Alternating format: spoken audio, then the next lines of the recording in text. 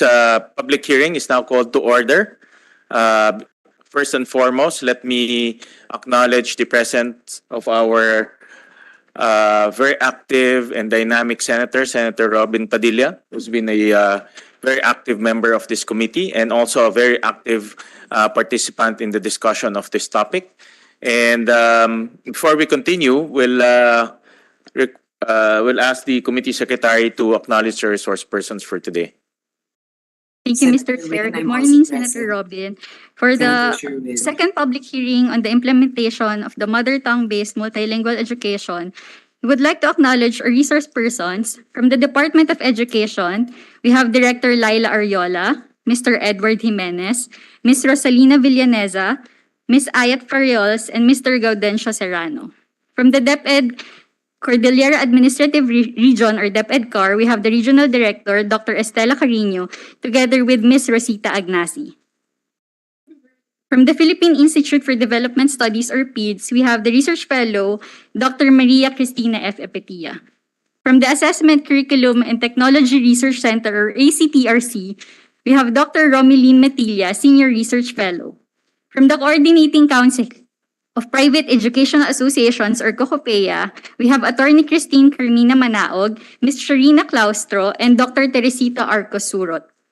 From the Movement for Safe and Equitable Relevant Education or SECURE, we have the convener, Professor Maria Mercedes Arzadon, together with Dr. Ricardo Maria Duran Nolasco, former KWF Chair and UP Mindanao Chancellor, Dr. Liza Martinez from the Deaf Education Council, Dr. Gregorio E. H. Del Pilar, former Chair of the National Research Council of the Philippines, and Mr. Antonio D. Igalinos, President of Talaytayan MLE Incorporated.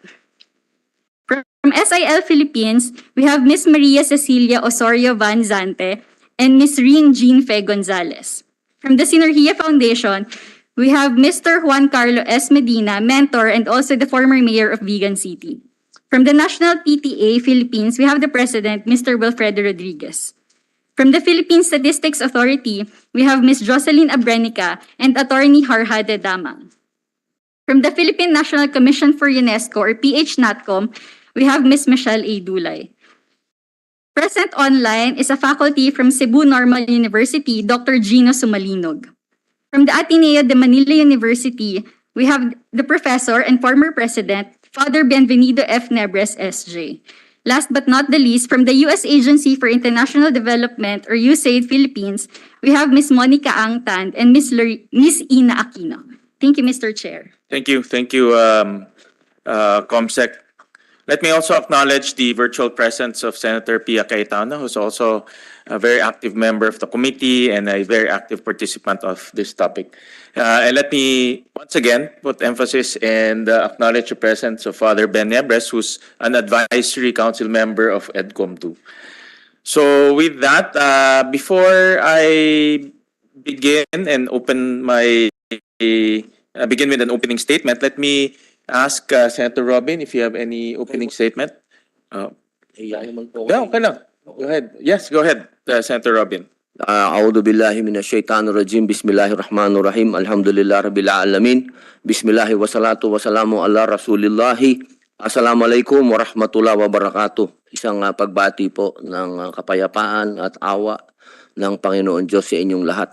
Isa pong napakagandang umaga ito sapagkat nasa tabi ko po ang Einstein ng Senado, si Senator Gatchalian. Pag ako po ay katabi niya, ako po ay masayang-masaya sapagkat marami po akong natututunan sa kanya. Lalong-lalo na po sa pagkakataong ito na ipinaglalaban niya itong mother tongue. Katunayan, ito po ay sinusundan ko. Malungkot nga po ako nung isang beses nung nagbigay po siya ng talumpati. Ako po ay may mga bisita ng mga barangay captain. Hindi po ako nakapakinig doon sa baba, pero nakapakinig po ako sa aking opisina. Napakaganda po ng gustong mangyari ng ating mahal na senador. Alam niyo po, hindi naman po ito bago sapagkat ito po ay nasa konstitusyon natin. Ito po ay nasa Artikulo 14, Seksyon 7 at 8 na sinasabi po doon, maliwanag na sinasabi. Ito nga po, maraming salamat. Ukol sa mga layunin ng komunikasyon at pagtuturo, ang mga wikang opisyal ng Pilipinas ay Filipino. At hanggat walang ibang itinatadhana ang batas, Ingles. Ang mga wikang pangrehiyon ay pangtulong ng mga wikang opisyal sa mga rehiyon at magsisilbi na pangtulong ng mga wikang pangturo. At ito pa po ang aming pinagpapasalamat sa aming mahal na senador. Dapat itaguyod ng kusa, opsyonal ang Kastila at Arabic. Allahu Akbar. At dito naman po sa Section 8, ang konstitusyong ito ay dapat ipahayag sa Filipino at Ingles at dapat isalin sa mga pangunahing wikang pangrehiyon, Arabic at Kastila. Kaya sa konstitusyon pa lamang po, napakaliwanag na ang atin pong mga dialect, ang atin pong mga language, binibigyan po sana natin ng halaga yung Filipino bago yung English. At yun din pong mga sinasabing sa mga lugar na ipinaglalaban po ng ating mahal na senador na si Gatchalian. Sana po maging maliwanag po sa ating lahat kung paano po natin to i-implement. Dahil alam nyo mga mahal kong kababayan, ang pag-asa ng bayan ay ating mga kabataan. At mangyayari lamang yan kung naiintindihan tayo ng ating mga kabataan. At kaya nga yan ang tawag mother tongue. Mother, ang liwanag. Ibig sabihin kahit siguro yan, naiintindihan niya. Kasi mother tongue. At sana po, ma-implement po natin ito at matulungan po natin ang ating mahal na senador na Sherwin Gatchalian sa kanya pong mga advokasya patungkol dito. Maraming salamat po, Senador. Maraming salamat, Senator Robin. Kung ako po ay Einstein sa mga iba't ibang paksa, kaya po ay Einstein sa love life. Kaya kayo po ang idol ko pagdating doon. Kidding aside, let me also ask if Senator Pia has any opening statements. Senator Pia?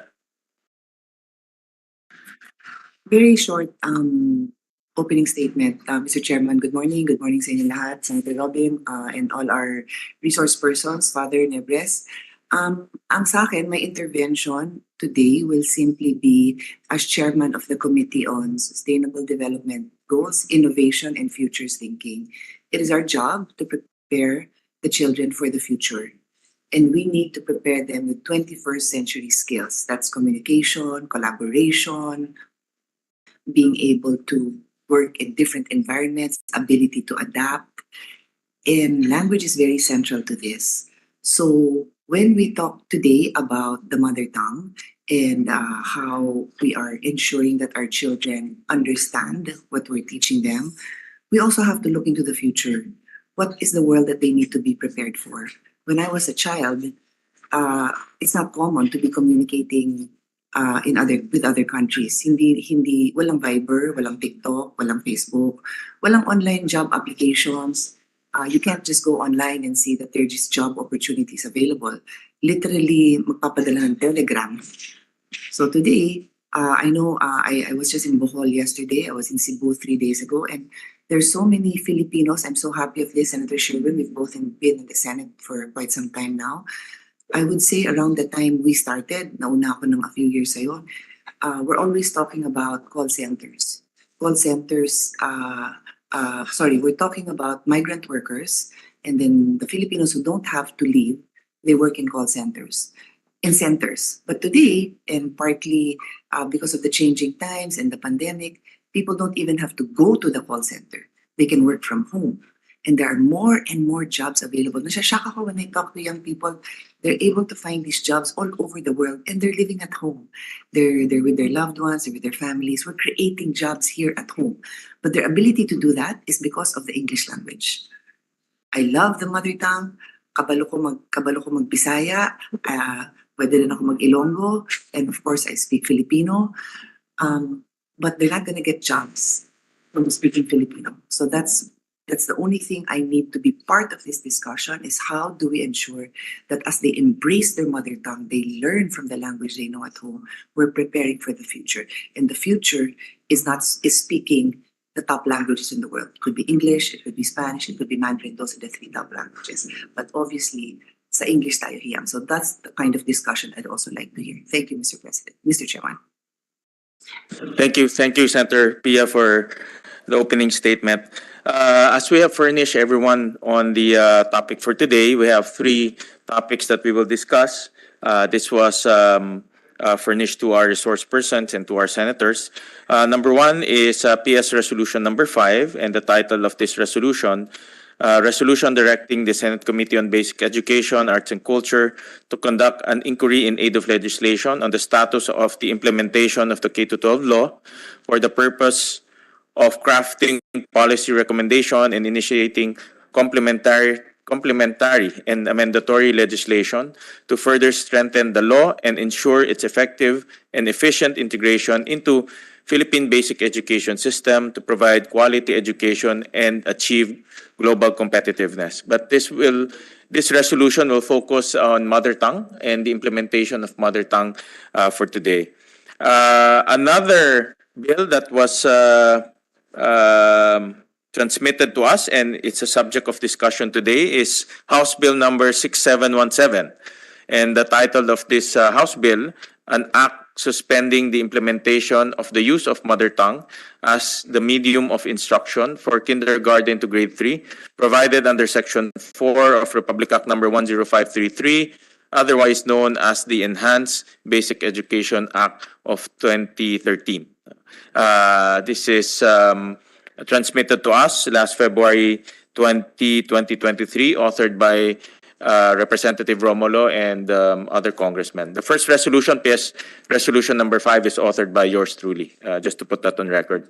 And lastly, privilege speech that was given in plenary, and the title of this privilege speech, Observations on the Implementation of the Mother Tongue-Based Multilingual Education Program, Theory versus Implementation. That was given by yours truly last May 31, 2023, and that was mentioned by Senator Robin in his opening remarks. So these are the three items that we will be discussing today, ladies and gentlemen. And as an opening remark, we live in one of the most beautiful countries in the world, and we all admit that, and we all acknowledge that. The Philippines is beautiful not only because of its 7,100 islands, but because of its diverse culture and diverse traditions. And part of that diversity is its diverse language. And we acknowledge that language is our connection to our rich heritage as well as our rich history. And I'm in support in coming up with laws, mechanisms, and even programs to preserve our diverse culture, tradition, and language. But having said that, the application of language to education, especially to the medium of instruction, is not without challenges. We all know, that's why we're here. And during the first hearing, we all witnessed and appreciated the complexity of applying the diverse language scenario in our country to our education system, especially for medium of instruction. So, in my privilege speech, I mentioned that I will reserve my recommendation pending hearing all of the comments, the expert advice, as well as researches, as well as pieces of evidence that will show us and educate us how to move forward with mother tongue and the application of mother tongue, as well as the implementation of mother tongue. In my speech, I specifically mentioned that I will not make any definitive conclusion until I see pieces of evidence, researches, and of course hear the comments of experts. And that's why we're here right now, today, to go deeper into the discussion of the concepts of mother tongue, as well as the implementation of mother tongue. And also, bear in mind that it's been 10 years since we implemented mother tongue. No? So we will also want to understand and appreciate the outcomes of this policy change since 2013. So with that, just as a recap, let me just flash on the slide some pointers that I picked up during the first hearing so that everyone will be on the same plane. And this these are all from the transcript that we called out during the first hearing. First is from DepEd. No, these are there's a lot of pointers, no, but I will just harp on a few of the items that I personally picked up and I want to discuss during this hearing. Number one is the DepEd mentioned in the first hearing that they will remove mother tongue as a subject and substitute it the subject of mother tongue for a national reading program and for a national math program. No? I understand there are changes, no, to that, and maybe you can elaborate on that later on. And during the first hearing, DepEd also mentioned that if RA 10533 or the K-12 law will be amended, the next move will be a return to the bilingual program or bilingual method using mother tongue as auxiliary. No, that was mentioned also during the first hearing. And after 10 years, we understand from DepEd there was no national impact study on mother tongue. And we also understand that only 23% of our teachers have been trained in mother tongue and to teach mother tongue. And there was a slide that was presented by DepEd, and this made an impression on me. And the slide mentioned that these implementation-related challenges are against the principles of MTB-MLE, as learners are forced to use a language different from their L1. No? And this is a very important statement that DepEd made during the first hearing that we want to go deeper later on into this statement, because as we all know, that staying true to the principles of mother tongue is important. And if there are any challenges that violates the principles, then we have to understand also what are those challenges and how do we overcome those challenges, and can we even overcome those challenges. Knowing the challenges and the possibility of overcoming it is another question, no? Because that demands a lot of logistical, budgetary, as well as practical approaches to overcome those challenges. So we need to understand whether we can, in the context of the Philippine setting, can we overcome those challenges, and when? From the KWF, we understand that orthography is required for the use of mother tongue as MOI, medium of instruction, and to produce learning materials. This came from KWF. No? Is KWF present? There. No? And then we understand from the statements of KWF that there are 120 languages, but only 26 have orthographies. But later on, we'll show you from the PSA surveys that there are more than 200 languages, and that actually is consistent with the LIS findings of the DepEd, wherein they detected 200 plus languages. And lastly, from the PIDS, less than 10% of our schools have complied with DepEd's 4 minima requirements. And we all know that in order to roll out a successful MTB-MLE program on the ground, we need to fulfill the 4 minima requirements, but only 10%. Of course, DepEd showed some researches, some data that will prove the gains of the MTB-MLE. We will go into that later on. Again, today we will like to give our resource persons more time to discuss with the committee, discuss with Senator Robin, Senator Pia, your findings, the basis for the MTB-MLE application in the Philippines, we have reviewed 12 different researches that we detected that talks about MTB MLE, both international and local. We went through almost 531 pages of discussions during the K to 12 debates in the House and in the Senate last 2013 no? Or 2012. No? So we went through every single page to look at the basis for the decision to put MTB MLE in the law, no? In the K to 12 law, RA 10533. So because we wanted to understand what is the research behind it, what is the basis behind it, and did we even talk about the challenges before we applied it. So we wanted to understand that. But throughout the hearings, we will discuss that as it crops up. But today we'll give our resource person a lot of time to share with us their thoughts, and especially the basis. No? What's important right now to capture in the committee, the basis, the research, and the science behind the application of MTB MLE in the Philippine setting. Okay, we have to give that emphasis because the Philippines, has 120 languages, according to the KWF, but according to the PSA, is 200 plus languages. So we'll talk about that later on. So with that, we'll open with some updates from the DepEd.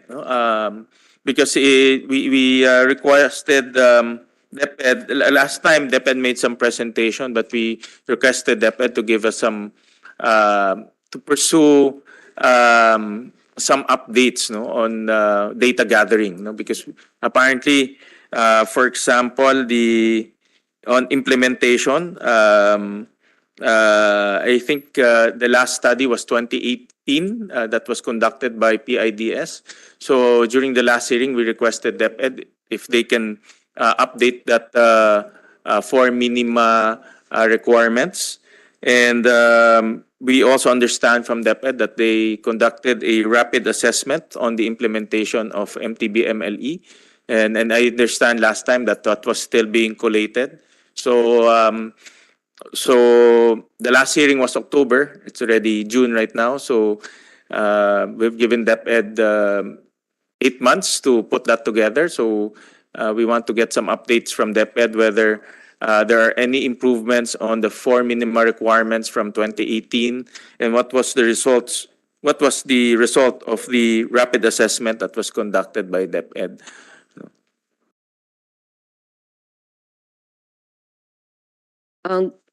Isang magandang umaga po sa inyong lahat, lalong-lalo na sa ating Chairperson, Senator Win, and to the other honorable senators, Senator Robin and that of Senator Pia, and all of us who are present this morning. Today, I'm joined actually by other colleagues from the Department of Education, particularly Director Edward of the Bureau of Learning Resources, and Chief Rose Villanesa, the MTBML coordinator, who is with me in the Bureau of Learning Delivery, and Ms. Ayet of the Bureau of Curriculum Development. So, I agree with you, Mr. Chair, that it's really undeniable that there are challenges that the Department of Education faced in the implementation of the mother tongue-based multilingual education. And so today, we're going to present to you the status of implementation of the mother tongue-based multilingual education. And given that we also recognize that there are gaps, we'll also be presenting to you some of our plans, particularly on how to go about implementation of the mother tongue-based multilingual. Director, is this the presentation last time?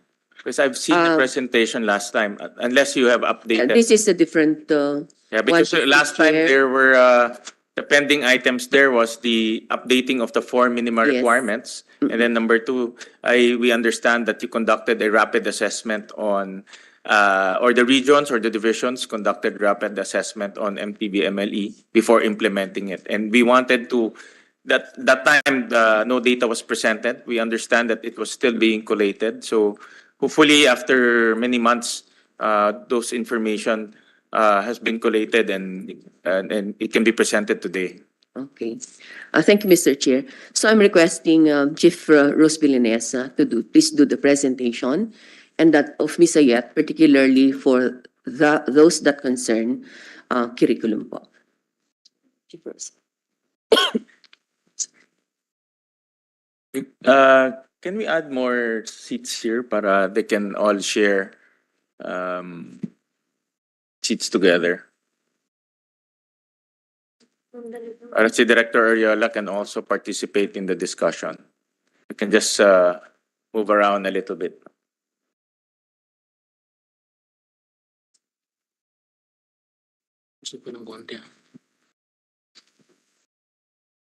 Diyan ka naman.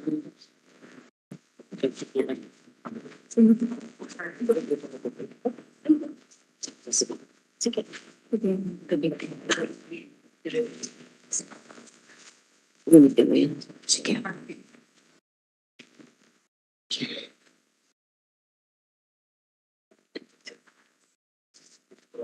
Gamitin mo ito. Pwede din yan. Pwede din yan. Good morning, Mr. Chair, and good morning, everyone. Good morning po, Senator Padilla. So I'll be presenting, this is a new presentation, but this will only talk about the implementation, the updates of our implementation. And we would like to start with the enabling policies that we use to be able to enhance our implementation. As you note, we started with DepEd Order 74, 2009, and we have the latest DepEd Order 21, 2019, policy on guidelines on the K-12 and education, which Annex 4 of that is really on mother tongue-based multilingual education. And in that policy, we talk about the language of instruction. Number one is that currently there are 19 languages that are being used as medium of teaching and learning and as learning area. For mother empty languages that are not included in the 19, the school may use the lingua franca that is closest to any of the 19 languages as a subject for literacy development and as a medium of teaching and learning. Assistance from the parents, community volunteers who are native speakers are as necessary will be sick. Then, in situation where, number one, language of the learners and the lingua franca are totally different. Number two, the language of the learner is not included in any of the 19 languages. And number three, the community where the learners belong has developed its working orthography, writing system, grammar and spelling, and other learning materials. The school may use the language as a subject for literacy development as medium of teaching and learning. Now, we also have DepEd Order number 55, which is the utilization of language map. So you will notice in that policy that we cover the same. So school language and literacy programs. So the result of that will guide our educators to section the classes. As in school where there are 3 or more mother tongues or more variations of the language without an approved orthography spoken by the learners, use the widely used or commonly used in the area as the medium of teaching and learning. Special cases offering the children's mother tongue may be held twice a week if a teacher is available for the development of oral fluency. The oral fluency skills shall be bridged to any of the languages widely used or commonly used in the area of development for reading and writing. Then it is also used for school-based in-service training, materials acquisition, development, and contextualization, and assignment of teachers. So this is the bridging plan that we have in our DepEd Order 21. So for kindergarten, mother tongue is used for pre-reading and pre-writing activity, or they have to build the oral fluency in kindergarten. For grade 1, they continue developing oral fluency in L1. Then they start reading literacy in L1, And in the second quarter, they will start literacy in L2, and of course, in the last quarter, they will start fluency in L3. For grade 2, they still continue oral fluency in L1, continue developing L1 literacy, and in mother tongue as a subject, they have to develop learning area are taught in L1, continue developing L2 literacy, developing L2 literacy, and of course, developing L3 literacy. And for grade 3, again, they continue developing their fluency in L1, continue developing their literacy in L1, and as a subject, they will continue using L1 in the rest of the learning areas, but at the same time, they continue developing the L2 literacy and the L3 literacy. So if you look at the slides, you will see that for grade kinder, it's all in the mother tongue. Then for grade 1, you will already see that for Filipino, they will already bridge it from L1 to L2, and for English, they will bridge it from L1 to L3. And so with grade 2 and grade 3. This is in cases where the mother tongue of the child is not Filipino. And in the second slide, you will notice that if the language of the child or the mother tongue of the child is Filipino, which is the L1, there is no other, they will proceed to English as L2. And in the third slide, you will notice that if the mother tongue of the child is English, then the second language of the child will be Filipino. So there are instances wherein English will serve as the mother tongue of the child. Now, to illustrate how we do the class model, Depth Order 21 series of 2019 presented a situation and a class model. Now, if there is one school, one class, and one language, so there is no problem with the mother tongue. So they will use basic monolingual. Then in situation where one school, there will be 2 classes and 2 languages, then the class will be divided into 2, and each of them will be using a monolingual, like monolingual class. Group students according to their language and match it with that of the teacher. Each section uses a different mother tongue. Now, in this slide, we show that if there's one school and there are multiple classes in that school and there are multiple languages, so modified monolingual. So group the learners according to their language and match it with that of the teacher. One class can be monolingual, 1 or 2 classes can be bi or trilingual. And of course, we recommended that an assistance from the parents who are native speaker is necessary. And the last one is that one school, one class, multilingual. So this is, I think, in Manila. So they will use the lingua franca, use of the community language, but assistance from parents, community volunteers may be enlisted to help learners bridge their mother tongue to their lingua franca. So that's Depth Order number 21 po. Then we even included in that implementation, in that annex, the implementation plan and the learner's mother tongue against the teacher's mother tongue, plus the size class and the materials. So we stated that all learners have the same mother tongue. The teachers knows and speakers of the mother tongue, the small school, 1 school per grade level. Then they have the materials, and so they will use the basic monolingual. In cases where learners' mother tongue vary or there are 2 languages, and we have to look at the capability of the teachers. Ensure the teachers knows and speak the learner's mother tongue. Then if it's a big school, many sections per grade level, empty materials are available, basic monolingual. They can cluster their students. Then for learner's mother tongue vary in 2 languages. Teachers knows and speak the learner's mother tongue, big school, many schools per grade levels, only materials in the regional or community languages, then they have to use modified monolingual. Then the last one is learners' mother tongue vary in 3 or more languages, but we have teachers, and teachers is not familiar with the mother tongue. Small school, 1 section per grade level, with empty materials is one of the 19 languages. We recommend that they will use lingua franca with special classes for the learner's mother tongue offered twice a week. And then this one, in cases where learners' mother tongue vary, 3 or more languages, learners are not familiar with the lingua franca.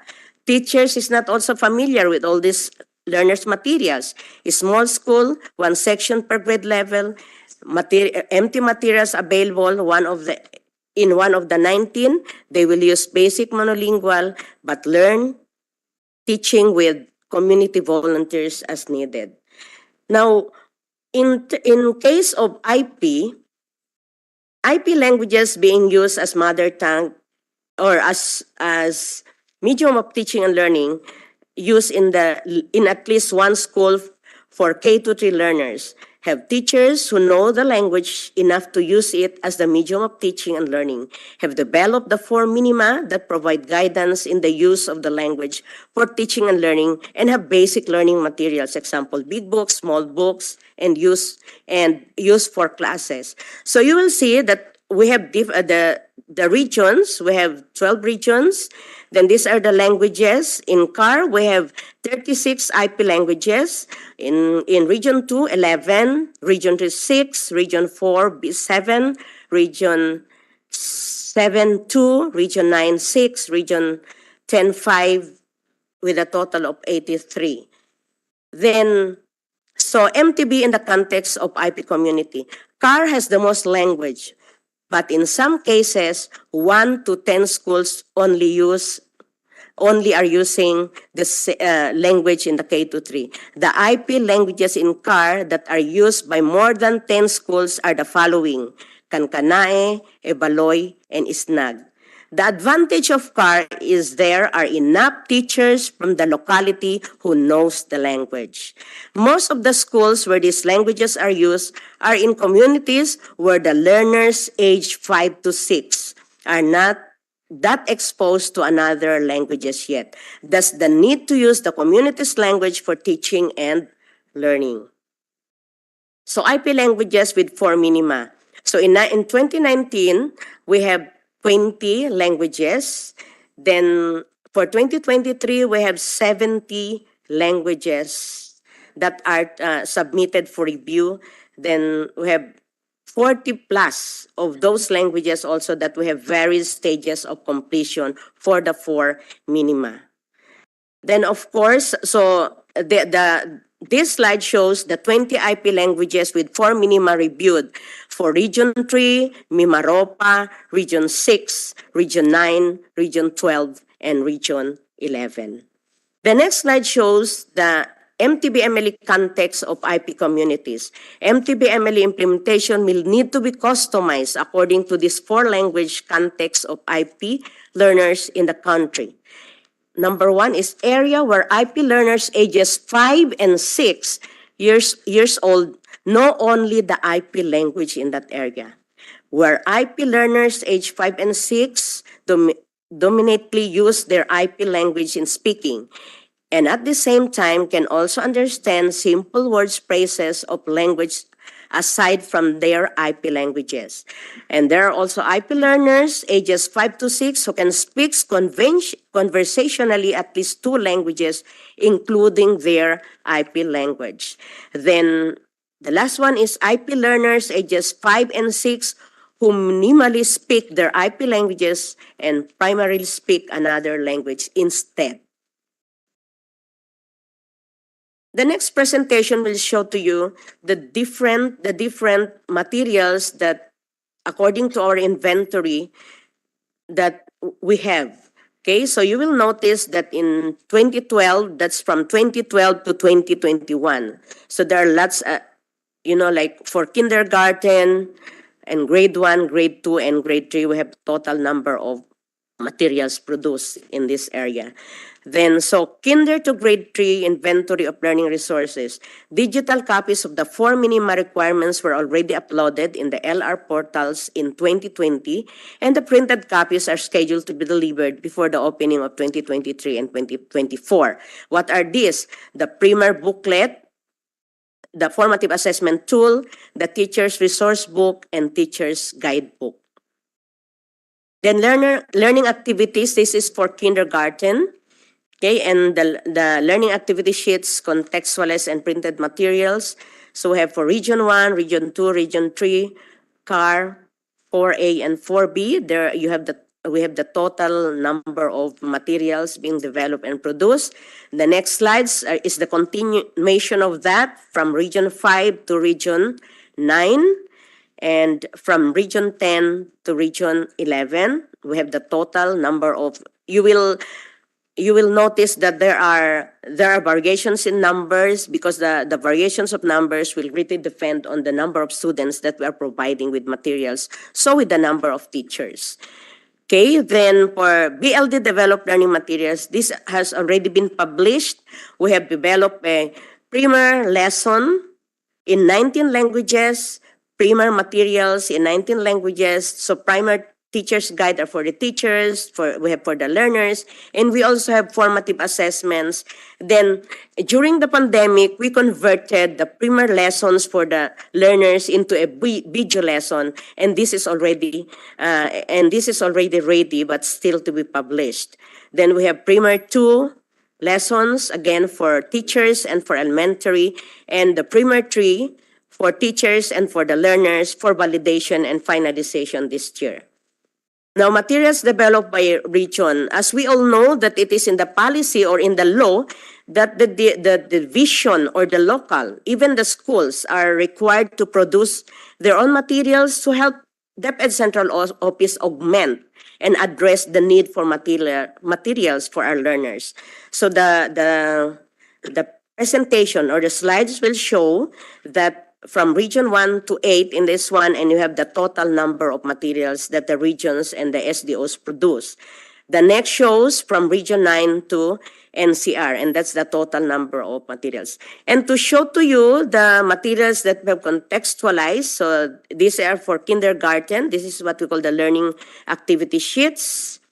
The next is the contextualized learning resource packages. That's for 19 languages. And these are for the primer lessons for teacher's guide in 19 languages. And the primers for primer 1, teacher's guide, again for 19 languages. And this one is the formative assessment for our grade 1 learners, again in 19 languages. This is already ready for distribution. Then contextualized, as I've said, we converted this into an ebook also using a Kotobi slide. So the slides here will lead you to the link where you can avail of the Kotobi that will show you how we convert and the converted materials, the primer 1 published ebook.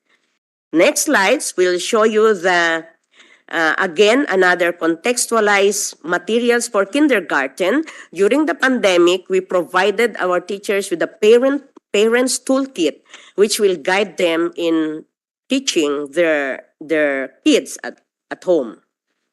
Okay. Then because we really wanted to improve and look into how the language are distributed, how the languages are distributed, and how shall we be able to help our teachers in coming up with the materials needed to address the problem on teachers and materials, we communicated with the Commission ng Wikang Pilipino, and they provided us with this one. This is just an example, but you can access this in the drive that appears in this presentation. So we have the Wika is a canon, klasifikasyon, so ito ay Mayorya. Then population, we have 502,694 according to NSO, and this is found in Region 6, and Region 4B. Then, so lokasyon, saan ito makikita? El Nido, Nara, Quezon, nandyan po yung mga lugar kung saan siya makikita. Kaya pwede na po naming suyurin yun at titingnan kung paano namin sila matulungan. So, pero pag akyanon po ang pag-usapan, meron na po tayo kasi kasama po siya sa 19 languages. So lahat po ng languages na meron ang Komisyon ng Wikang Pilipino, I think they provided us with 130 plus. Nandoon po, they provided us with this one. So it's more accessible for us to really check and do our evaluation on what else and how else shall we be able to help these teachers. The next is the initiative. You know, we gather feedback. As you all know, we conducted the pre-summit and the summit in May, and this I'm glad that our very supportive senators there during our summit. So this is the result of we look into the issues and challenges of we gather the educators and our stakeholders in that summit, and this is what we gathered from that summit. So there's a varied interpretation of language and inclusion policy. That's really the overarching problem that we have collected, the overarching issues that we have collected in that. And we have the first one is insufficient teacher preparation. The next is limited quality, assured teaching and learning materials, lack of sustainability of support, weak mechanism for monitoring and evaluation, low learners' interest and motivation level, inadequate pedagogical competence. So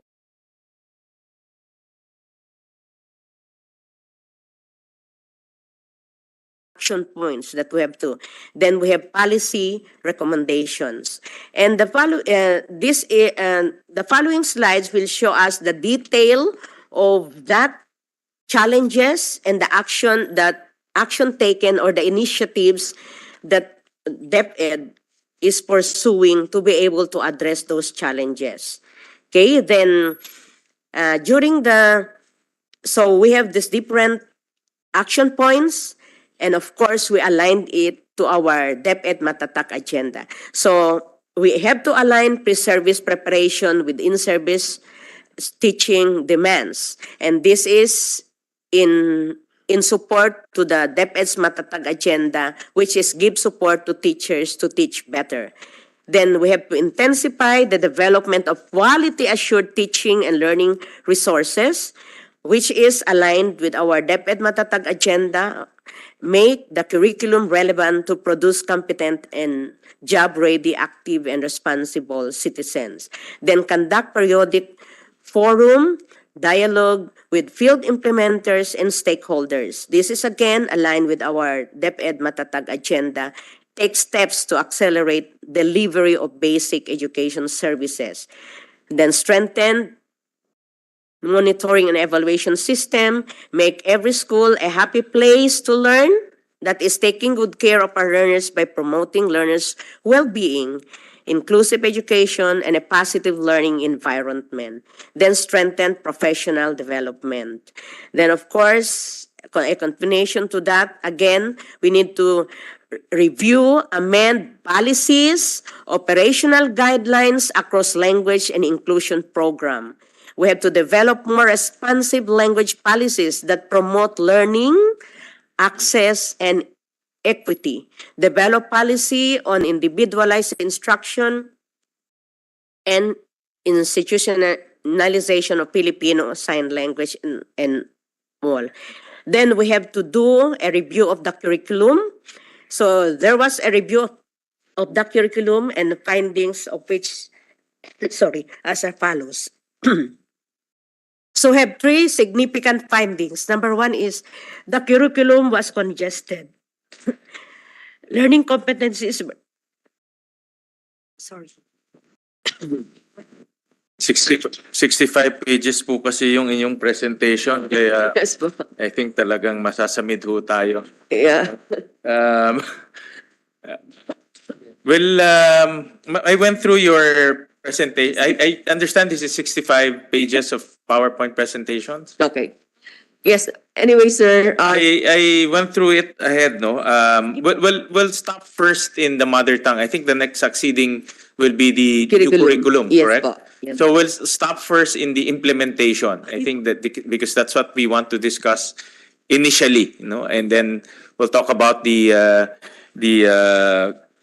new curriculum later on, no? Because I think what we want to harp on right now is going to the basics first, no? Addressing some basic concepts of mother tongue, the concepts of mother tongue and its implementation, no? So those are the things. And any questions, Senator Padilla?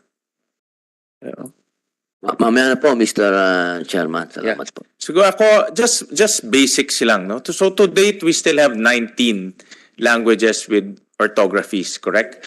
And that's what's being taught nationwide, no? And let me just go back to some basics because if you go to the definition of mother tongue under the law, and let me just flash it. Language or languages first learned by a child, which he... Paki-flash na lang. Yeah, I'm sure you're familiar, but let me just flash it so everyone will be on the same page. Which he or she identifies with is identified as a native language user by others, which she knows best or uses most. And then there's also another mention of it in letter F, no, of section 5. And basically adheres to the framework of mother tongue based multilingual education, which starts from where the learners are and from what they already knew, proceeding from the known to the unknown. No? So basically here, ayan,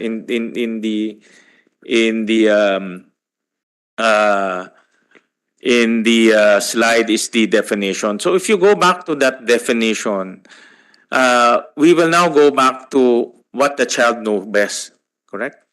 And what is the native language of the child, correct?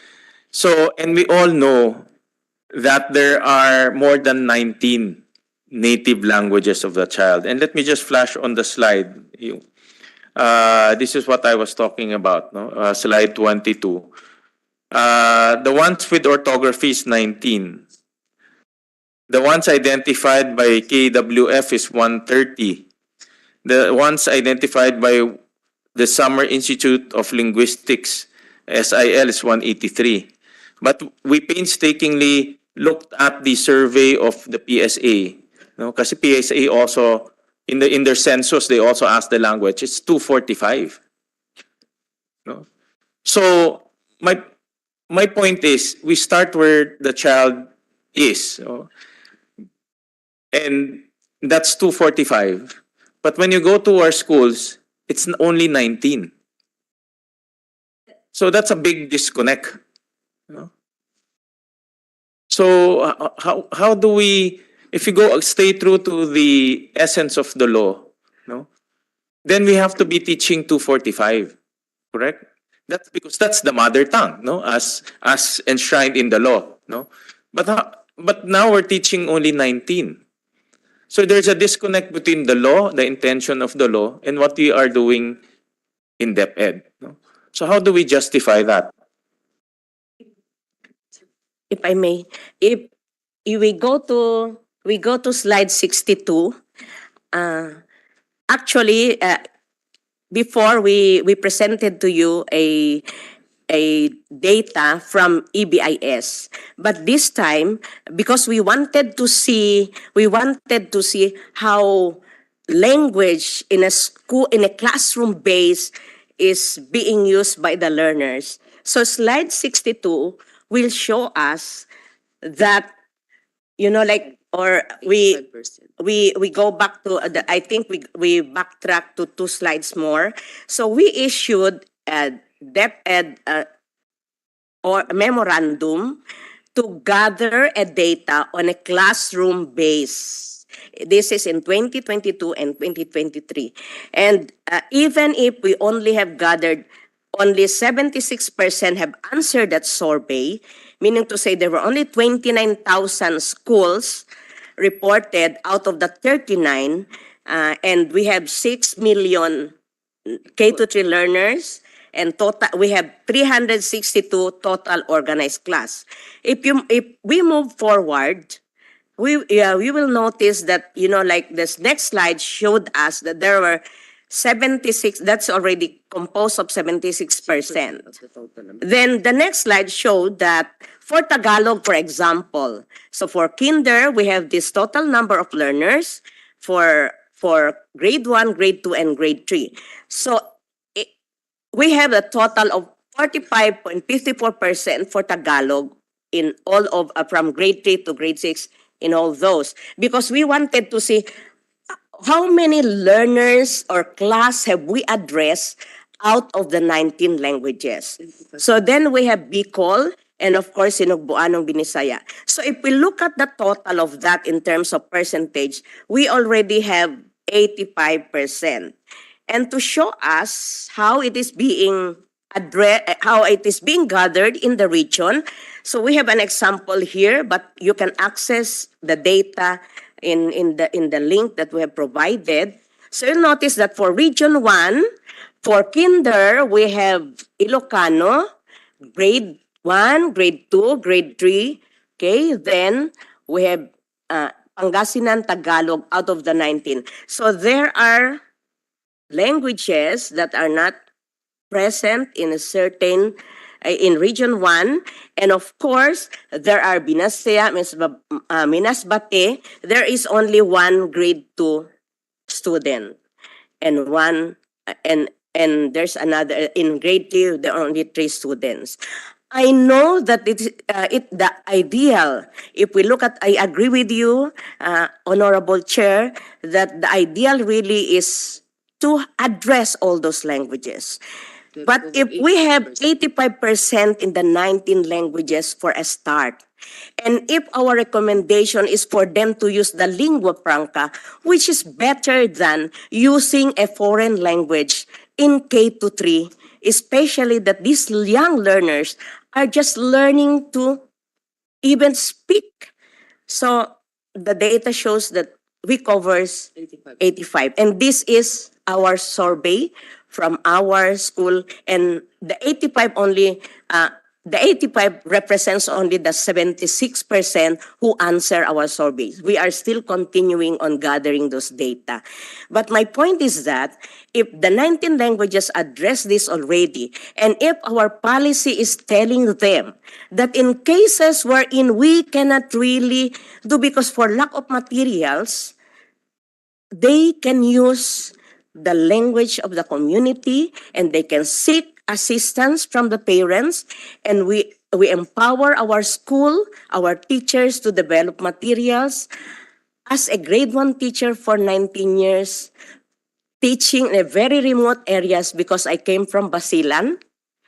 Actually, I'm an advocate of English before I came. That's the reason why I came, because I was the one who conceptualized National English Proficiency Program. But I realized when I was sent to learn mother tongue that the reason why my learners cannot explain further, even if they can express, if they can answer simple questions with me. But if I ask them, why do you think the cat is on the map? Wala na po. Kasi ang alam lang nila, the cat is on the mat. Who is on the mat? Where is the cat? Why? And why do you think 1 + 1 is 2? I was convinced 101%. And so I told myself, my 19 years as a grade 1 teacher had taught me a very, very, I cannot call my students in grade 1 to tell them that, sorry, I force you to speak the language because I know that I can teach you, I can make you read. But I doubt if I develop their cognitive skills because they can only teach, they can only answer as much as what I have given them. But to to develop their cognitive skills, to debate on me on why the cat, a very simple sentence, the cat is on the mat. And that is what kind of learners that we need. The thinking learners. Learners who know how to use their cognitive skills as early as kindergarten. Thank you, Mr. Senator. Thank you. There's no debate that your 19 years of experience is definitely an asset to this hearing. And you also mentioned earlier the Cordillera area. And we're very, very fortunate, and that the regional director of DepEdCar is here, who will shed light. In fact, one of the most enlightening position paper that I've read in this, we've received more than 50 different position papers, and CAR is one of the most detailed, and one of the most, I would say, honest, in terms of their experience. And I think it is very important to listen to the implementers of the mother tongue. Of course, there's no debate. I think in theory, because I've read the literature, in theory, it improves learner outcomes. But in terms of implementing it, is a whole new world. And we will listen later on to DepEdCar, who I really admire because they're the only region that really came out.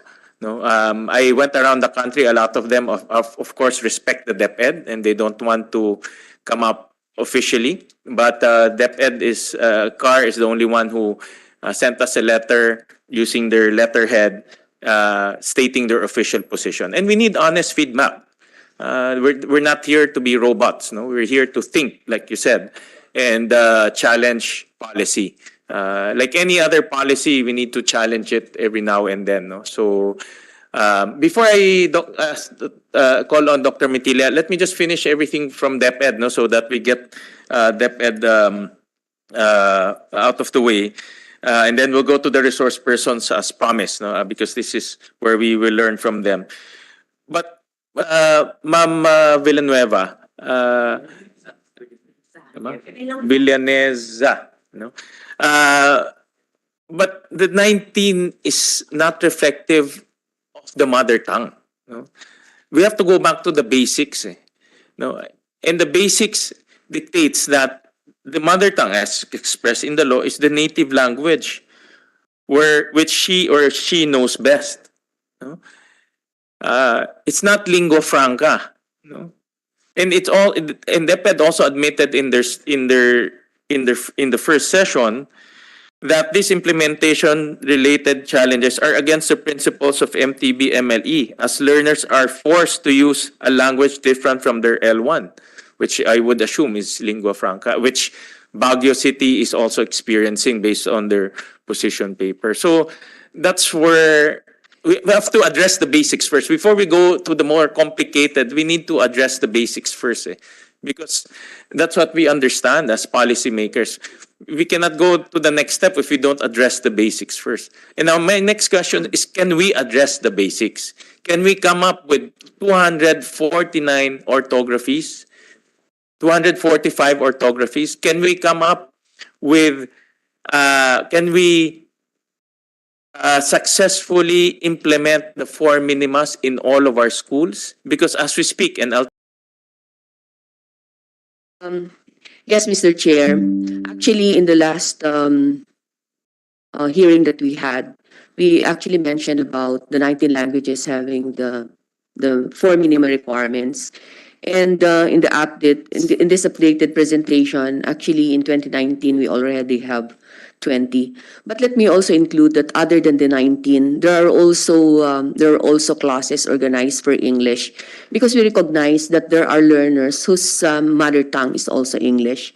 There are actually organized classes.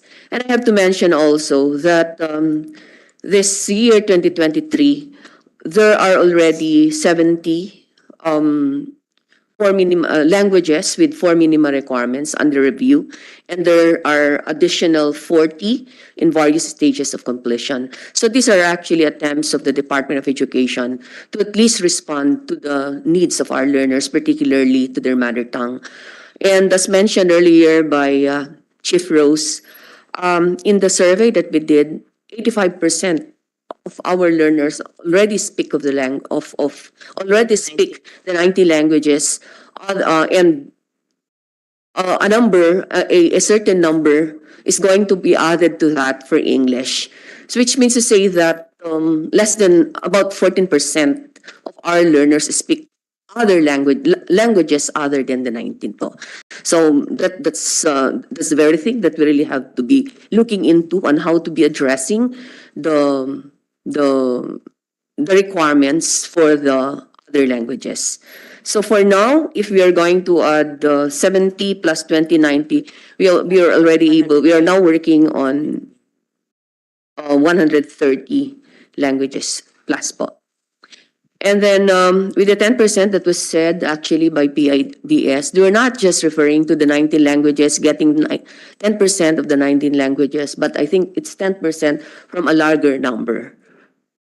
It's not 10% of the 19, Mr. Chair. Based on your, did you conduct any survey on, any survey on your own, DepEd, on the 4 minima fulfillment? Because right now, PIDS seems to be the only institution that conducted that. So we're taking it, no, as because we don't have any research to use, no. So that's what we're using for now. So, Mr. Chair, Have you conducted to date? No, how many schools have already fulfilled the 4 minimum requirements and the rapid assessment that you conducted for MTB MLE? Because those are the 2 prerequisites stated in your department order. So that the DepEd memo that we sent out last 2022 is already the start. Yeah. We look into all the languages that are spoken in the classroom. If we look at slides 60, 61, 62, that's where we started, and that's the most current. We did that in 2020, 2022. 2022.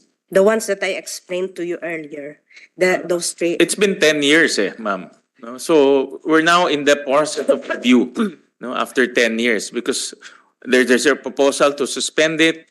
No, I've personally, I've went around the entire country. I've listened to our teachers, I listened to our principals. There's clamor to review, to suspend, to even go back to the bilingual system. There definitely is not, it's not smooth on the ground. No, that's for sure. Yes, we And agree. we all admit that. Yes, But after 10 years, you expect this to be addressed. No? So that's why I want to go back to the basics. Let's go. Pag-usapan muna natin the most fundamental. Yes. So that we can go to the next steps. And that's why the question is, did DepEd conduct any study on the 4 minima on your own? How many schools have already complied? How many schools have not complied? And you also have, other than that, you have a rapid assessment also, diba? Yeah. Is that being conducted right now? Actually, dapat yung rapid should be quick. No, it's already 10 years, so that's. Have you requested for the results of that rapid assessment? Have you compiled the results? Actually, Mr. Chair, the rapid assessment has already been done. Unfortunately, it's not yet officially communicated to the curriculum and instruction strand. So, most probably, Mr. Chair, that's the next thing that we're going to submit to your office, because unfortunately, we're not able to bring with us the results of the rapid assessment. But the 4 minima, have you?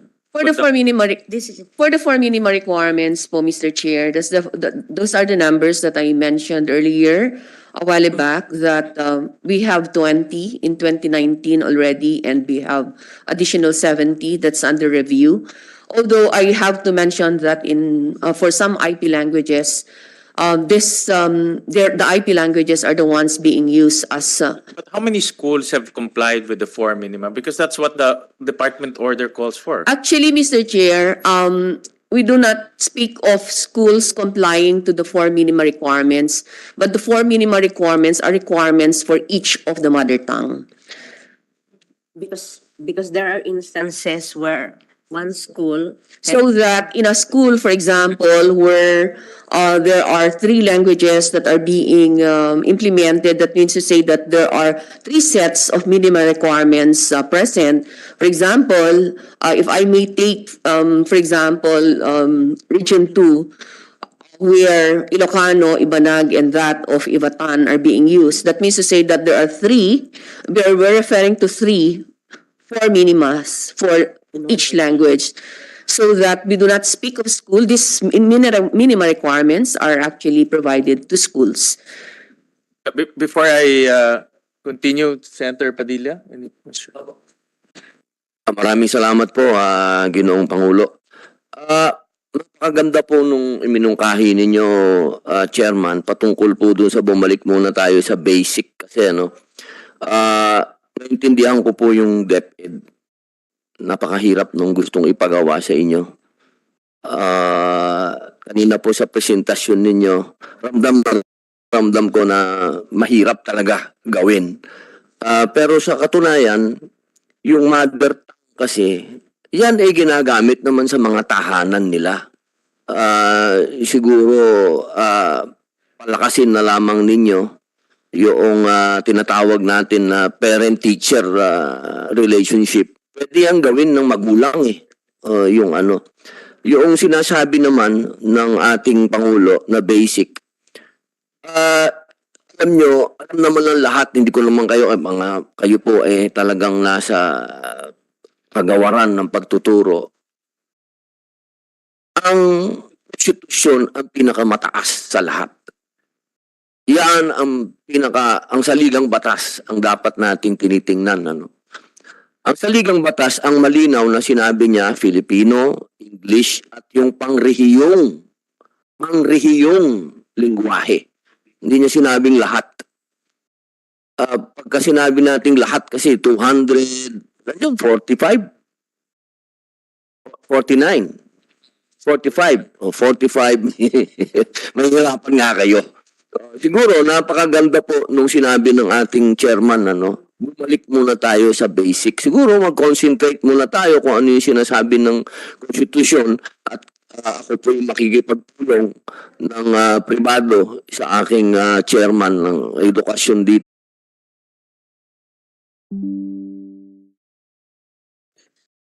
The schools need to fulfill the four minima, correct? In order to implement mother tongue. Tama po ba?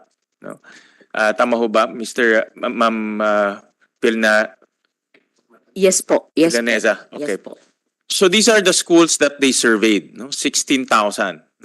So I'm asking if DepEd conducted the same survey, or maybe not the same survey, but the same inquiry from all of your schools. That's what I'm asking. Because based on this, if you look at this, only 9% of the schools have fulfilled the four minima, which is a basic requirement. Correct? But our data will show when the teacher responded that they have these languages and it's included in the 19, it shows that they have the orthography at the four minima. Because if they don't have that, they won't be able to implement. And if you'll notice in the list of materials that we presented, it's not only about the 19 because it is in the law that the schools, in cases wherein it's not included in the 19, they are required or they can develop their own materials. So that is why when the IP languages, the 70, the 10, and the 20, that varies about the implementation, so we have already more than 100.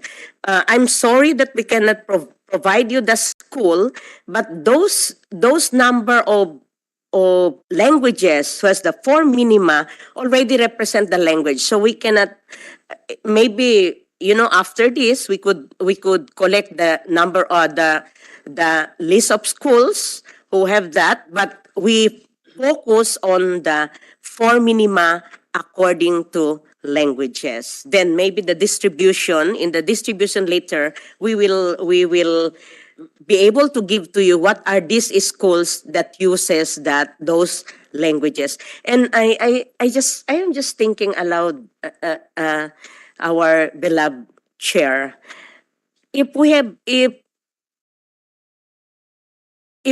245 and if 19 languages already address 85%. 85%, we have 15% for the rest, less than the 85, so less than 15% for the rest of the how many languages.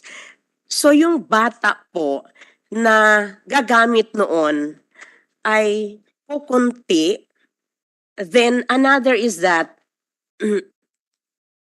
using the vernacular as in the policy or using the language nearer to their mother tongue, if you'll ask me, my personal view would tell me and my personal experience would tell me that it is much better than using a language that is foreign to them.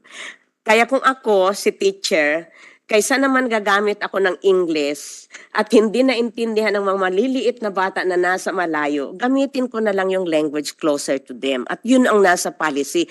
Kasi po, hindi, kahit pa po siguro aabot. Ako, sinasabi ko nga yan before we start 10 years ago na siguro magre-retire na lang ako, hindi ko pa maabot yun.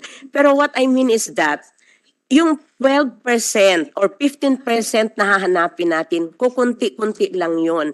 And if we provide them with a language that is closer to their mother tongue or their first language, for me, it is much better than alienating these 5-year-olds, 6 years old, 7 years old in the classroom.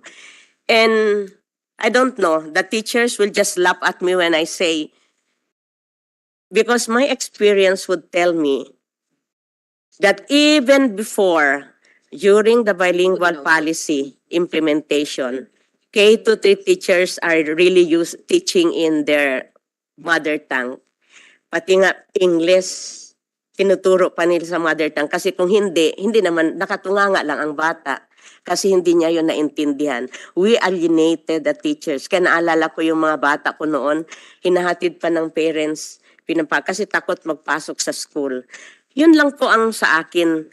I understand that, That 15% is, we're addressing it. We have 170 plus 20 plus 10. We have 130 but already. let's again, no, because I want to. These are all from the orders that we read. No, that's why we want to understand first the implementation. We have to measure the implementation. No, how the implementation is being performed by DepEd and a measure of that implementation. No, we're not even talking about outcomes. No, we're just talking about implementation first. And this slide talks about implementation. That one, no, talks about implementation. And based on this slide, it doesn't look good that the implementation is only 9% that fulfills. So my question is very basic. Did DepEd conduct the same study? Maybe they talked to all of the schools? Our data, Sir Chair, is in 2022, and the PID study was 5 years. Yeah, that's why. Yeah. That's why. Yeah. Our data, the data that we presented to you is based on the memo that we sent out in 2022. So it's current. So which one is that? Can you In flash? the slides, slides 62? 6. 62 or slide 60? It's slide 62, Mr. Chair. Yung profiling. In fact, it was because of that result of study that you mentioned before in October, Mr. Chair, that we really had to undertake profiling of organized classes, particularly for the different languages. Because when it was mentioned that there's just 10% of the schools having the 4 minimum requirements, so we really had to take a look on the number of schools actually that are implementing the 19 languages. That's why we're mentioning that 75%, 85% of the total number of our learners are covered with that 85%, which means to say that all this 85% and representing 76% of the total number of schools ay meron po silang gamit na for minimum requirements for the languages that are being implemented in their respective schools. That's why we really just need to clarify most probably from PIDS, what do they really mean by the 10%? Is it 10% of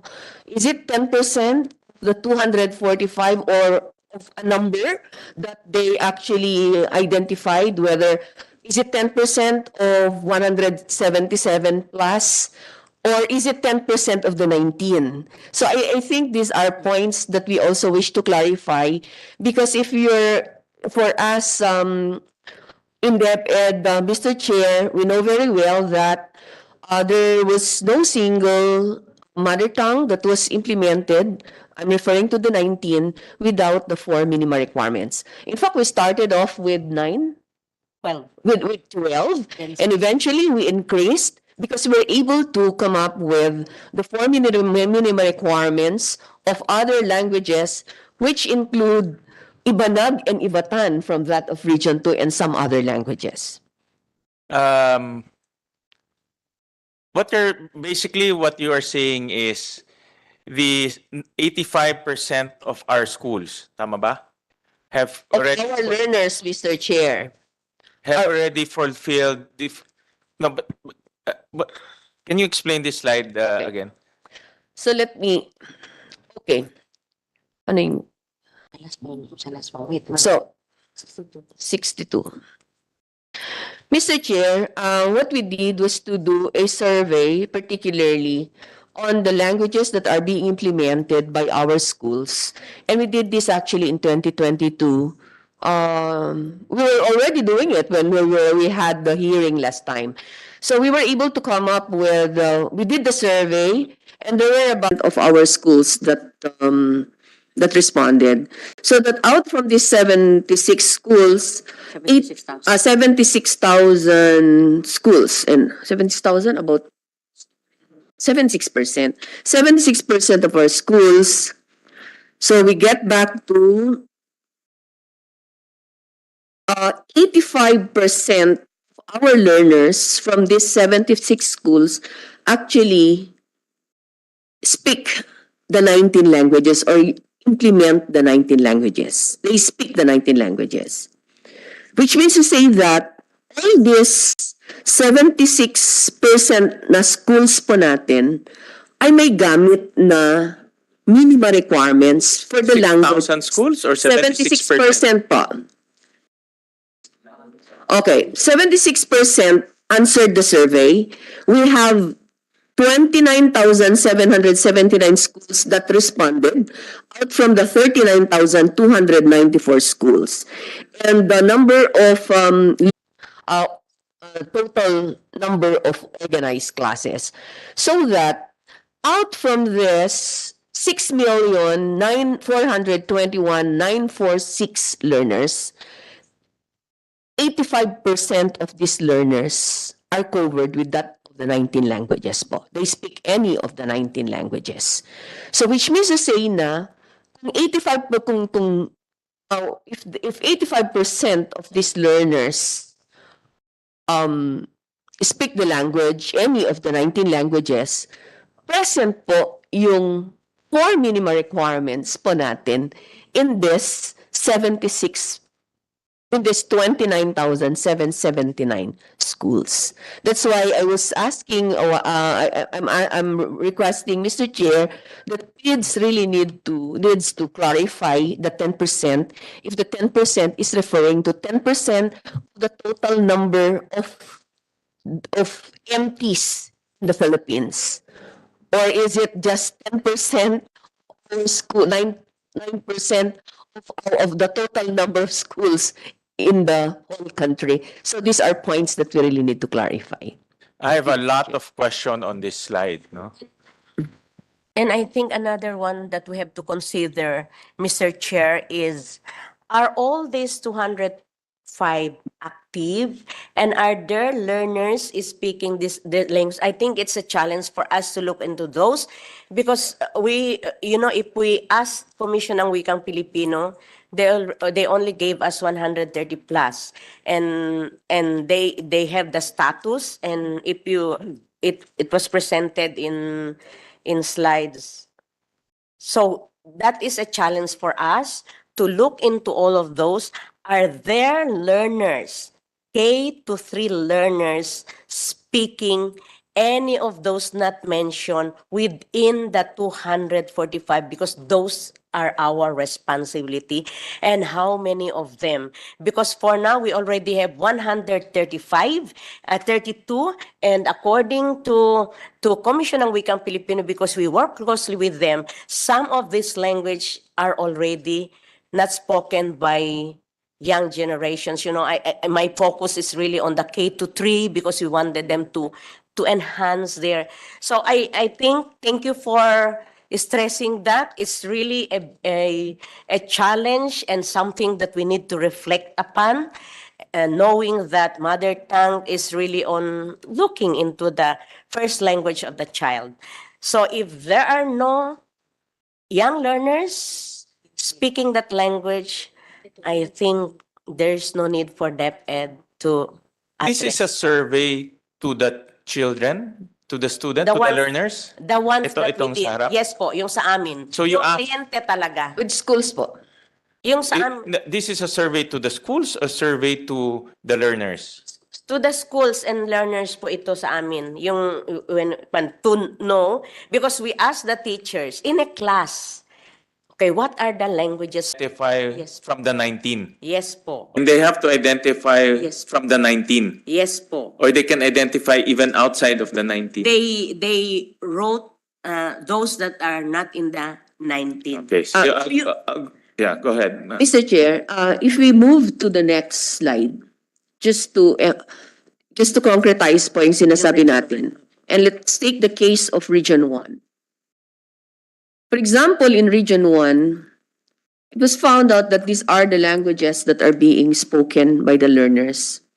You will note that most of them speak Ilocano, and the second language is having the most number of speakers is of course Pangasinan, and 18 Pangasinan and that of Tagalog.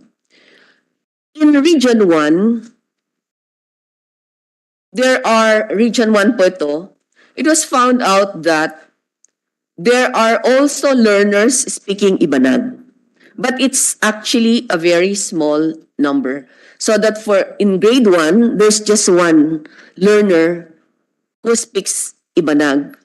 There's also another one who speaks Ibanag in grade 2. And another two in grade 3.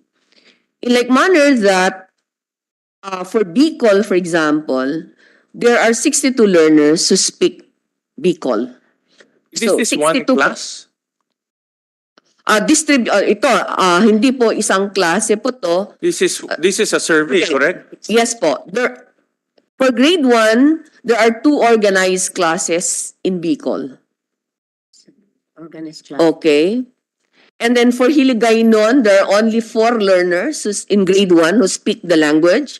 Pampangan. So it's really so impossible that with this 1 or 2 or 3 learners speaking languages other than the major languages spoken in that area, talaga mahirap pong i-organize po ito. So what happens is, the teacher has to shift to that lingua franca, a language that all the learners get to understand. And yun po yung mga models po na ibinigay natin. Yeah, but this one is the number of students surveyed Yes po. or total number of students?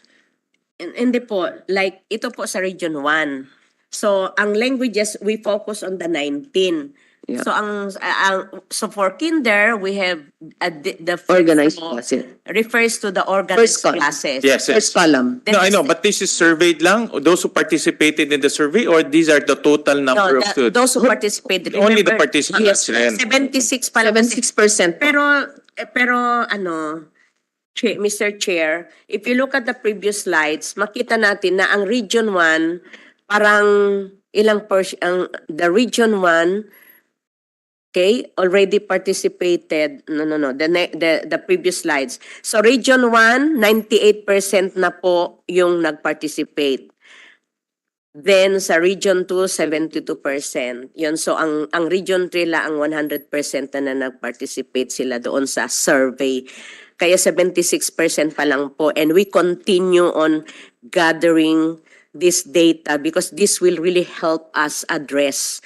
And that is why we reminded them of the class sectioning because we found out that this exercise show that even in Region 1, we have speakers, one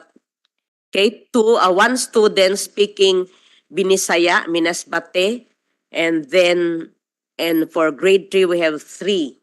And so that is why we emphasize that they need to seek the help of the parents to help the learners.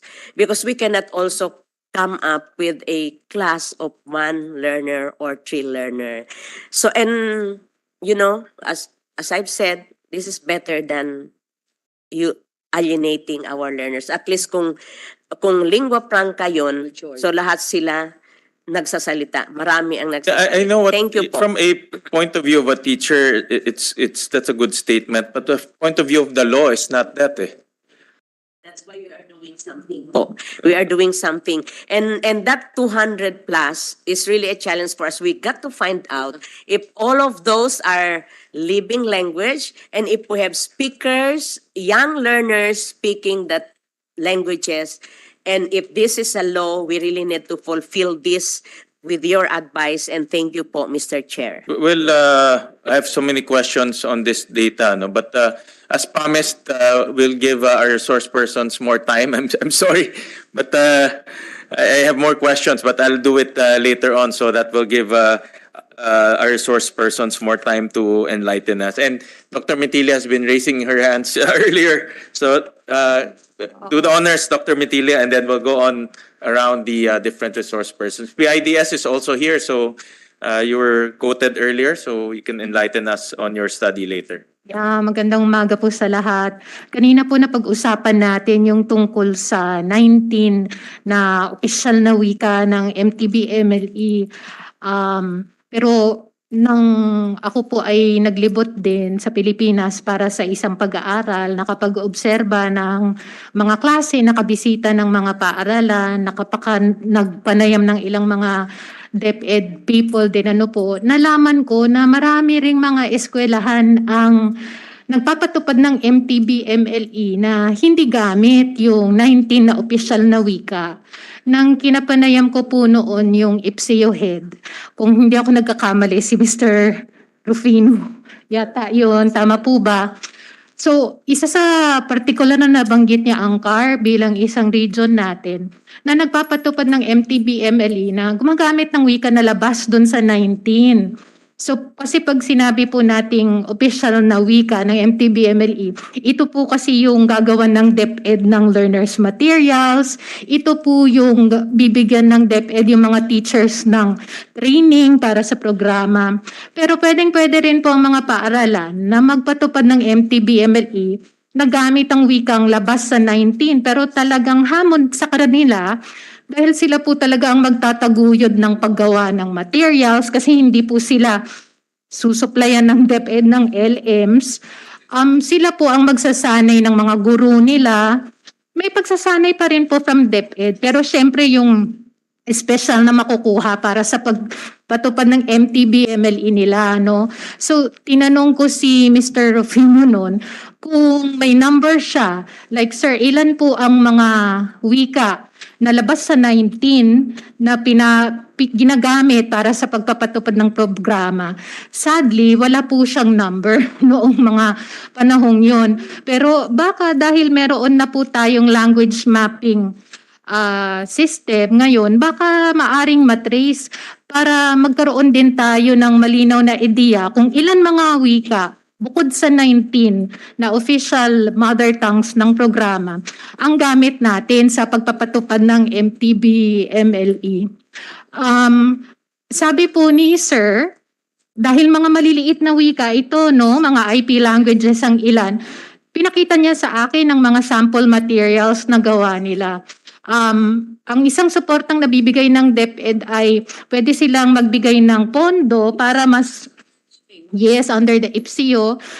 Pero mas gusto nila ang long-term na pagpaplano talaga para mas ma-intellectualize yung wika ng mga maliliit na communities na ito.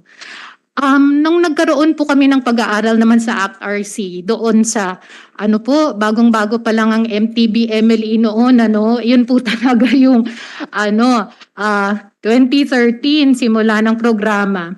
Ang gusto namin gawin ay maka-identify ng mga eskwelahan na humaharap ng ilang mga hamon, pero meron ding mga solusyon sa kanilang mga hamon.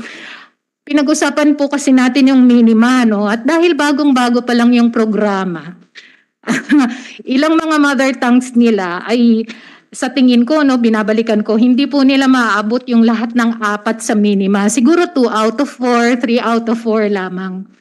Ang mahirap po sa kanila, sir, yung grammar books kasi hindi ba para makagawa tayo ng grammar book para sa isang wika, kailangan talaga ng eksperto na tutulong para magawa yun. Pero yung mga working orthography, yung mga small books, big books, meron naman po sila. So para sa akin, mahirap po talaga maabot. Nabanggit ko na rin ito sa dati nating meeting. Mahirap po maabot yung 4 out of 4 doon sa ating minima.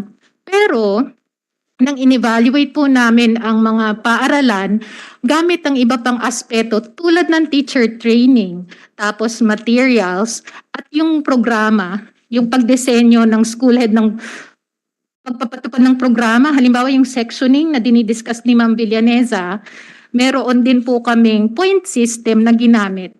Lumalabas na may ilang mga eskwelahan na bagamat hindi sila 4 out of 4 siguro or perfect doon sa language aspect kung saan nandun ang minima, may ituturing pa rin namin silang best practice school.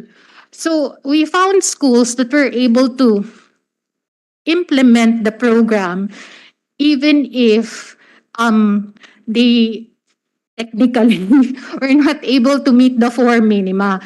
Pero ang kakaiba po sa mga eskwelahan na yon, hindi sila zero or walang ginagawa para hindi makuha yung natitirang minima.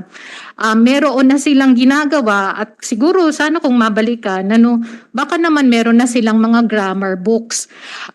I guess what I'm saying is that since the 4 minima are all language related, it really takes a long time. It's a great endeavor to meet all these 4.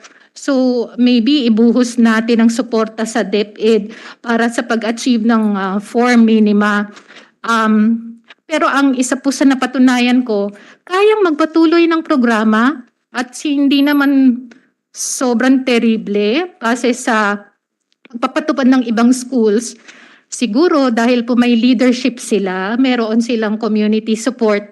Kaya bagamat hindi 4 out of 4, naitaguyod po yung programa. So siguro yun lang po yung Hindi naman ibig sabihin hindi natin pipilitin makamit o maabot yung 4 minima. Pero dapat patuloy itong nilalakad at tinatrabaho. Pero wag din kalimutan yung iba pang aspeto. Baka doon po pwedeng bumawi. Thank you, Dr. Mitil. I have questions rin for you and mamaya na lang ho so that we'll hear everyone out. No? So we'll call on Professor Arsadon. Ma'am. Thank you, Mr. Chair. Nagulat ako sa report ng DepEd, kasi nakikita natin na yung kulang. Parang gusto ko nga mag-standing ovation, in such a short time, 10 years, nakakreate sila ng libo-libo. And then there are even regions na, na hundreds of thousands ang na-create nilang material. So sometimes we look at yung parang glass na kulang ng 15%, pero 85% ang dami nun, ano? So na-overwhelm ako. And I also appreciate yung position paper ng CAR, binasa ko nga. Na they are advocating na sana i-recognize ng DepEd yung 16 languages ng CAR. And I did my study, my research for my dissertation sa Kankanaey community sa Bugias, Benguet. Ano. Ang nakita ko, gumawa ng 300 in a span of 5 years na storybooks Kankanaey yung mga teachers para magturo ng pagbabasa at masayang-masaya yung mga bata. Minsan kinokopya pa nila yung mga stories para basahin nila sa bahay. So seeing yung reading engagement, yung mga quality of question, pati opinion nila in-express nila, no? Unlike nung English daw na the book is or the blanket is beautiful, tapos na. Ngayon, they even explain, ano, bakit, So parang napaka-rich yung engagement, yung discussion sa class. Ang daming libro, kahit grade 5 na yung mga bata, pupunta pa rin sila sa grade 1 class para balikan yung mga storybooks nila. So I feel na itong klaseng, saludo ako sa mga teachers na kahit na nag-fundraising sila kay Mayor, sa mga kamag-anak nilang OFW, they're able to produce so much material. So I think, sabi nga ng katabi ko, no, from Senator at kahit si Senator Robin, hirap na hirap yung DepEd. Talaga naman, mahirap. And let's remember that as early as 1896, pinano na ng mga leaders ng Philippine Republic na umalis sa Espanyol bilang language of learning or language of instruction at gamitin yung ating mga wika. And then 1940, Tagalog. And now, ang tagal, ano? So, ngayon, 2009 to 2013, napasok yung mother tongue. And I think, if we're given 50 years, 100 years, matatapos natin yung lahat ng mga remaining 15%, ano? As of now, it's already a big feat to produce materials for the 85% of our languages. So, and I hope na sana imbis na pahirapan pa ang DepEd, tayo mga stakeholders, tulungan naman natin sila. Dahil hirap naman talaga sila. So tulungan natin sila, let's, as sa Secure and then sa College of Education, we would like to help produce materials, train teachers. Kasi itong multilingual education, world standard to sa pagtuturo, lalo na sa mga marginalized learners. Nandun pa nga yun sa ALSLO na we recognize the language, the culture of the children, especially those that come from deprived, depressed, and underserved communities. So, tuloy po sa atin sana ito at we hope that we can mobilize more resources and support for DepEd. Salamat po. Thank you, Professor Arsadon. Well, again, I have questions, but we'll hear everyone out, and then later on, I'll throw some questions to everyone, and then they can just join in so that hindi na pa isa-isa. So Professor Arsadon also nominated a few resource persons to join us. Dr. Ricardo Nolasco was the former KWF chair. Is here with us, sir. Magandang umaga po.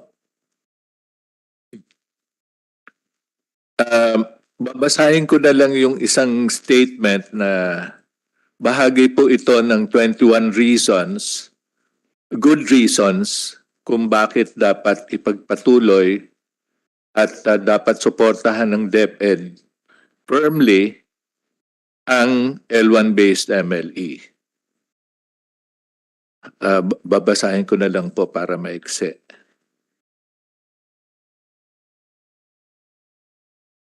What is the state of L1-based MLE in the country? DepEd's implementation of MTB-MLE continues to be half-hearted, to say the least. Contrary to law, it decreed teaching in L1 until grade 3, after which the L2s abruptly take over.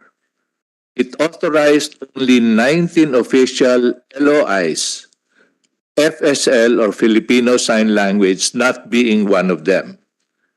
DepEd data, however, has shown more than 80 languages actually being used in classrooms all over the country.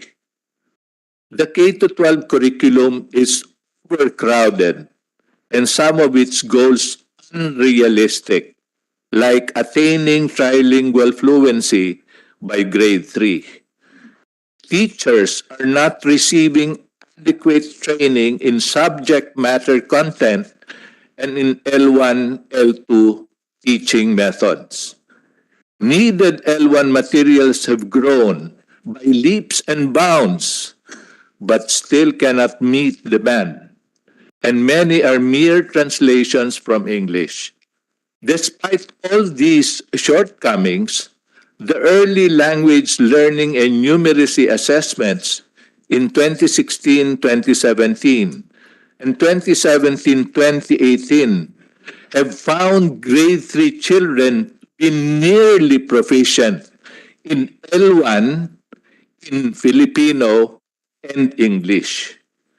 We are elated and vigorously supportive of efforts by DepEd in pushing for a truly additive L1-based policy, as manifested in A, the inclusion of the use of the mother tongue, Filipino and English in teaching and learning in Strand 1.6 Domain 1 on content and pedagogy of the Philippine Professional Standards for Teachers. B, the discussion of a new language policy that recognizes L1 as the primary LOI from kindergarten to grade 6 and as auxiliary language in high school. C, the rebuilding of NAYAP into a professional training institution that focuses on the development needs of in-service teachers in subject content and in the L1 plus L2 methodology. And D, the strengthening of the Teacher Education Council that is tasked to overhaul the pre-service teacher education curricula. We vigorously object to current moves within and outside DepEd to remove the mother tongue subject and further weaken the already watered-down version of L1-based MLE. Removal of the L1 subject will give the wrong signal to the public, and it will wipe out all our literacy gains and promote the dangerous idea that focusing on English will save this country from the current education crisis. We urge the new DepEd leadership not to succumb to pressures and instead take a firmer stand in favor of a strong and genuine, more inclusive L1-based MLE. Marami pong salamat. Thank you, sir. We call on Dr. Lisa for comments. Again, a nominee of Professor Arsodon as a resource person. Marami pong salamat, Tagapangulo, na binigyan niyo kami ng puwang upang marinig rin ang ilan sa mga pinanaw namin ukol sa Filipino Sign Language. Isa lang pong punto at isang katanungan sana ang gusto ko ibahagi. Unang-una po, hindi ko ipagkakaila na nalulugmok ako ngayong umaga. Ang laking sugat sa damdamin, 10 taon na, magmula ng kinilala ang Filipino Sign Language ng Batas Republika 10.5.33, pati na rin ang 10.4.10, Early Years Act. Ilan po kaya kung meron ang ating mga katutubong wika na mismong binanggit sa K-12 law na siyang unang wika ng kanyang komunidad? Sa pagkakaalam ko po, ito lang ay ang FSL. Ilan sa ating katutubong wika, hindi natin malaman kung 100, 200 o kung ilan man, ang may sariling batas. Sa pagkakaalam ko, FSL lang po. Kaya po ako'y nanlugmok talaga na mapakinggan, mawalang galang sa ating mga kasama sa DepEd, na ang bilang niyo po ay 19. Dapat po 20 na kami. Kami yung dapat na una. Kasi may batas kaming sarili. Pero hindi natin mapagkakaila na itong nakaraang isa o 2 taon lang na nagkaroon ng mangilan-ngilang gawain ukol sa FSL. At nagpapasalamat kami doon. Ang hindi ko po sukat maunawaan kung bakit doon sa ilang wika na hindi tila makabagay doon sa 4 minima na sinusubukan ng DepEd at ng KWF na akayin sila para sige matupad yung 4 na minima. Bakit po hindi nagawa kaya yun sa FSL? Bakit kaya? Hindi ko maintindihan. Kaya ngayong umaga, ang sakit sa kalooban ko na sa buong usapin natin ay hindi naging inklusibo. Dumaan na tayo sa isang pre-summit, isang language and inclusion summit. Hindi ko pa rin makita. Tuloy-tuloy pa rin tayo sa ating mga pambansang patakaran at i-retrofit na lang natin. Kami makikibagay, hindi po yata yun ang totoong prinsipyo ng pagiging inklusibo. Ang huli po, ang katanungan at sayang po wala na ang ating senador na Robin Padilla, yung kanyang pinakadiin-diinan na talata ng konstitusyon. Hindi ako abogado, hindi ko kakalabanin ang sinasabi ng konstitusyon na Filipino, English at ang pangrehiyon na mga wika. Filipino at English dahil ito ang either pambansang wika, wikang opisyal, at ang pangrehiyon ng mga wika na siyang magiging auxiliary languages. Tagapangulong Senador Win Gatchalian, saan po natin ilulugar ang Filipino Sign Language? Dahil ang Batas Republika 111.6, ang FSL Act, ay inihayag na ang FSL ay pambansang wikang senyas. Ito ang opisyal na wikang senyas ng ating republika. Hindi naman siya kasama dun sa 3, hindi naman siya pangrehiyon. So paano po yun? Ang laking palaisipan sa akin. Hindi ko sasabihin na mali yung konstitusyon, pero ano kaya po ang solusyon? Paano natin ipapasok ngayon ito sa usapin ng MTB-MLE? Wala pong ortografiya ang lahat ng wikang biswal sa buong mundo. Kaya po kung ipipilit natin na hindi kinikilalang inang wika ang FSL dahil wala siyang ortografiya, meron pong kabalintunaan doon. Hindi po angkop ang ating criteria.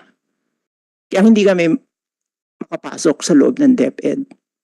Sinisikap naman ng DepEd na gumawa ng ilang gawain.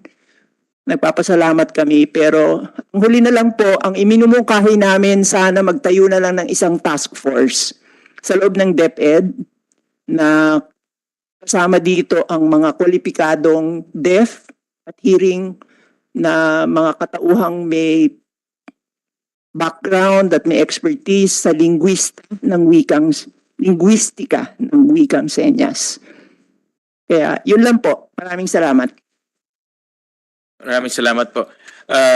There's a law, no, in RA 11106 declaring the Filipino Sign Language as the national sign language of the Filipino Deaf and official sign language of government in all transactions involving the deaf, and mandating its use in schools. So I think this needs to be taken up over an oversight so that we will check how this law is being implemented and applied, not only in schools but also in government. But thank you, Dr. Martinez, for bringing that up, and I'm sure that DepEd has taken note of your comments. Director Yola. Yes, Mr. Chair.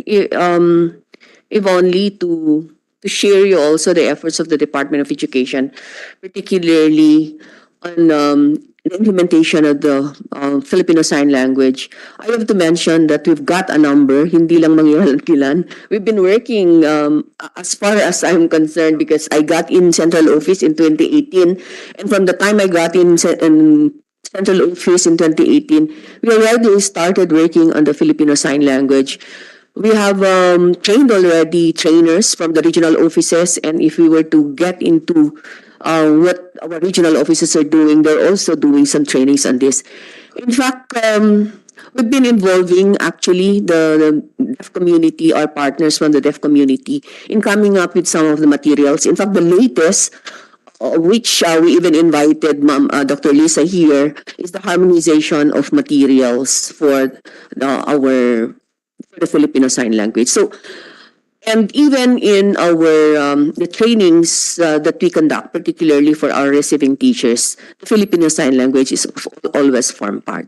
In fact, the Department of Education, in the name of inclusive education, we're not actually just thinking of the learners and the teachers to be trained on Filipino Sign Language. We really need to consider even our non-teaching personnel. Hanggang sa gwardiya po, kinakailangan marunong sila because we really need to adapt that. But just like the other mother tongues, it's really not so easy, especially for sign language. It's not really so easy to be training everyone. But but in fairness to DepEd, there are a lot of efforts already that we've been conducting, training teachers on Filipino Sign Language.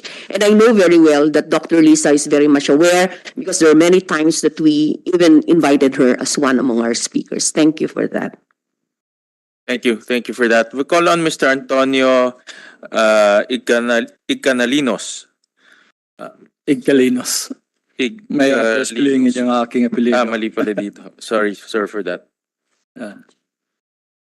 We submitted a paper, but for the sake of just allowing more space for discussion, I just read through some key points out of our own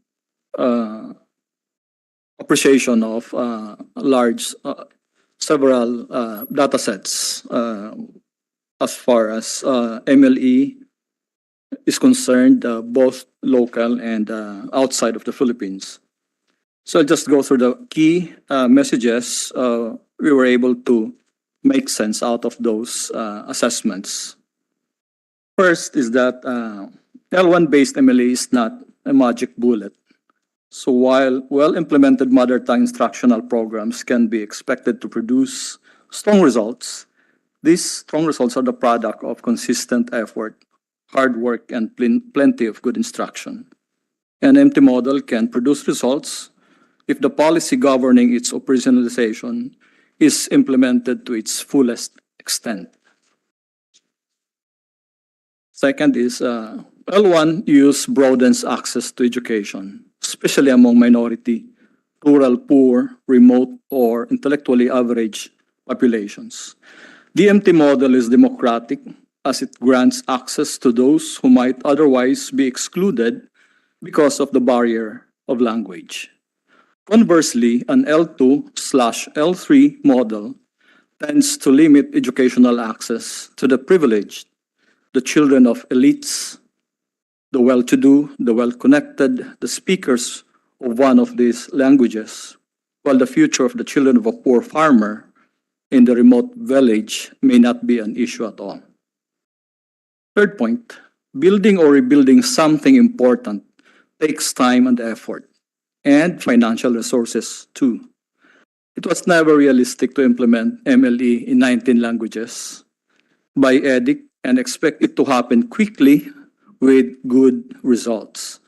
In a country as large and as diverse as the Philippines, any system which needs to be changed must undergo change at a reasonable rate, not from one day to the next.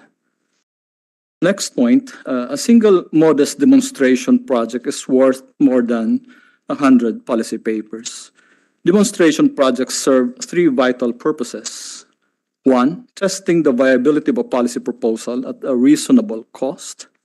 Two, creating a product or a result that others want to emulate, excuse me, and three, developing skills and expertise among those that participated in the implementation of the demonstration project.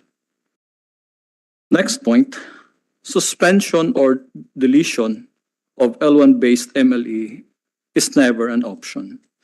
Equity and inclusion are education and development imperatives. It's both contained in our PDP and DepEd's own BEDP.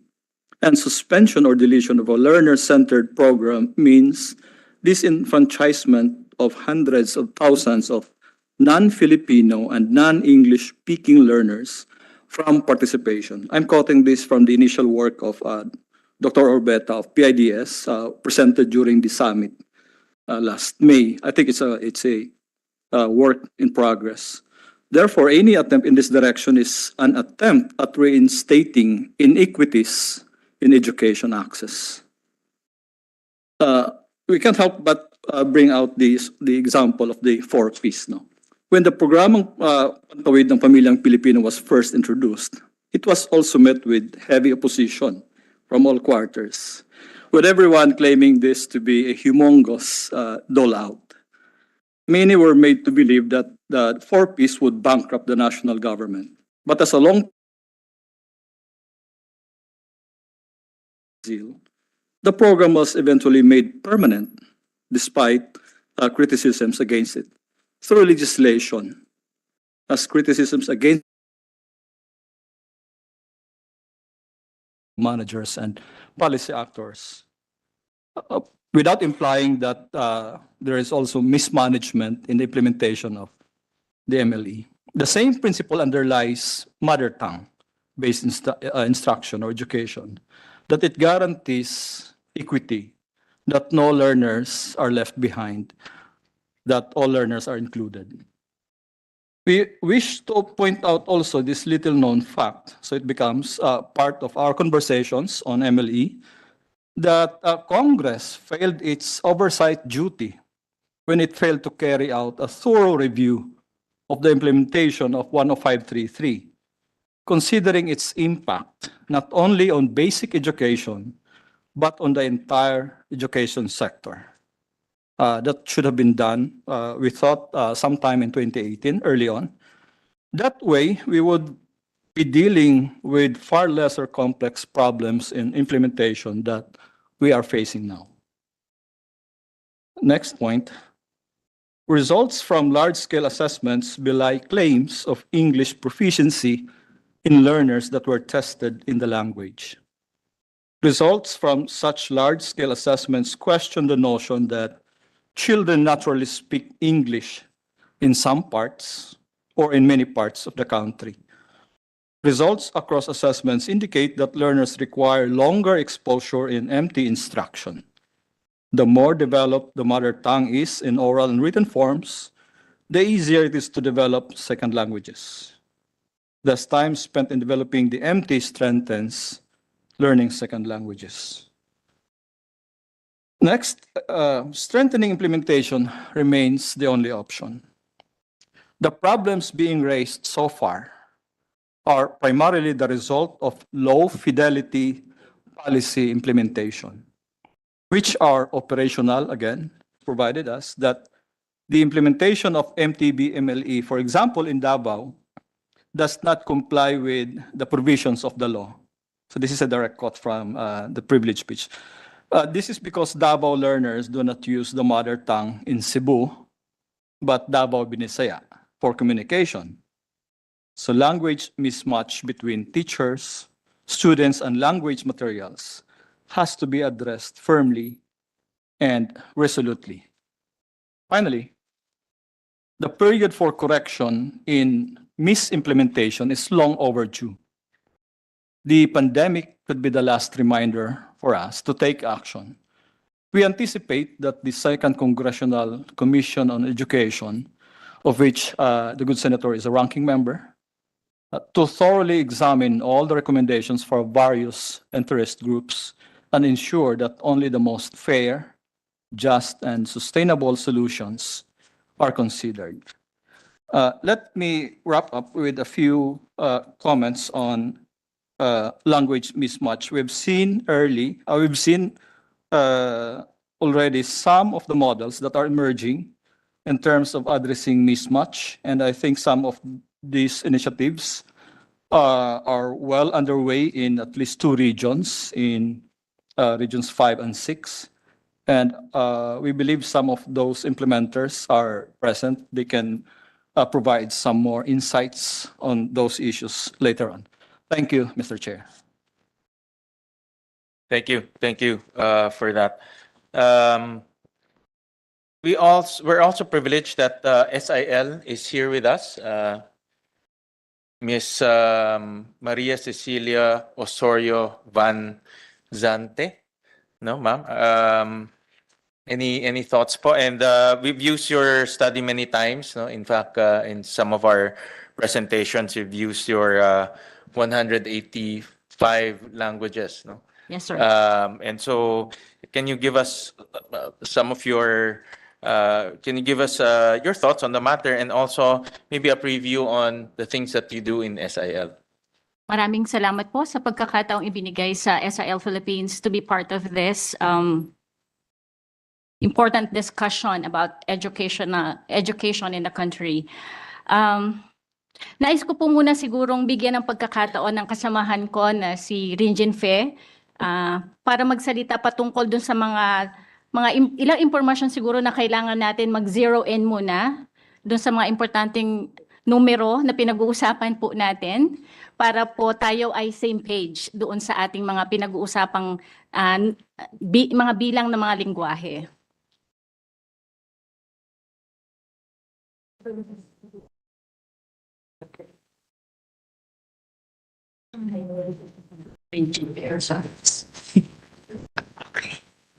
Magandang hapon po sa ating lahat at maraming salamat po muli, Senator Gatchalian, for this opportunity. And we would like to take this moment to present to you some of our information on Philippine languages. It is true, no, we have a publication called the ethnologue.com. It's a list, it contains the list of all living languages, known languages all over the world. And since we have started working in the Philippines for 70 years na, we have built a database of all Philippine languages na we have now. So on our list, we have 186 languages, and 2 of these are already dead or extinct na sila. And so we have 184 living languages, and 9 of those are called migrant languages. So this include yung Arabic, Chinese, and everything, and others. So we have 75 indigenous languages that are native to the Philippines. And these languages have various vitality status. So some of them are vigorous, some are used for official functions, while some of them are really dying na. So different stages din po yun. So in some communities, the children are no longer using them. In some communities, only the parents are proficient in using the language, and some are moribund, or only the grandparents are speaking the language. So even if we have 186 living languages, from a sociolinguistic and sustainability perspective, we don't recommend that all of those are viable for implementing MTB-MLE. Because at a stage when the children are no longer speaking the language, we don't implement MTB-MLE anymore in the heritage language. I think that is one mistake that has been committed, because in the IPED framework, one of the purpose of implementing IPED was for language revitalization. And that is another strategy that is not supposed to be covered by MTB-MLE, because that's another matter. So, may mga instances that we have worked on languages, developing orthography, and then later we found out na hindi na pala nagsasalita yung mga bata ng languages na yon. So, ayun, that's where you have mismatch. And since IPED is a rights-based policy, we really cannot do anything about it. I think that's one thing that we need to look into and revise. because it doesn't match yung purpose ng MTB-MLE. Even if it's the right of the the community to, actually it's not even the language of the children anymore. Ayun. So from ano din po, from an institution supporting MTB-MLE, particularly under the iPad program, we also want that resources are put into good use. Even yung mga consultants, na we only help communities na are viable to implement MTB-MLE.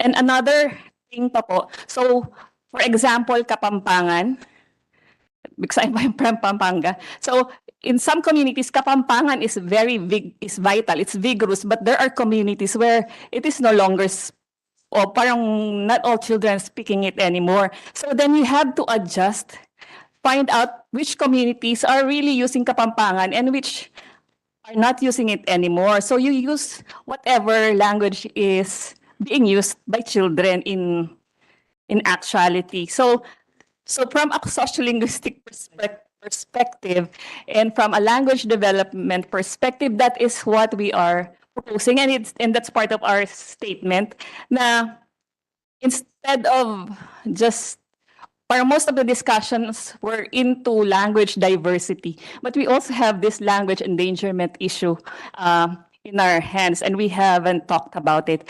And we also would like to comment on the 245 languages from the PSA. So one time there was a researcher from PSA who's conducting this research, and she asked me about these things because I am a language surveyor by profession. That's my first assignment in SIL. I do language survey, and you need to have a sociolinguistic understanding of what a language is and what it is not. So even if people were saying, I speak this language and I speak that language, so that's why we have a list of languages that has ballooned to 245 because PSA have not used the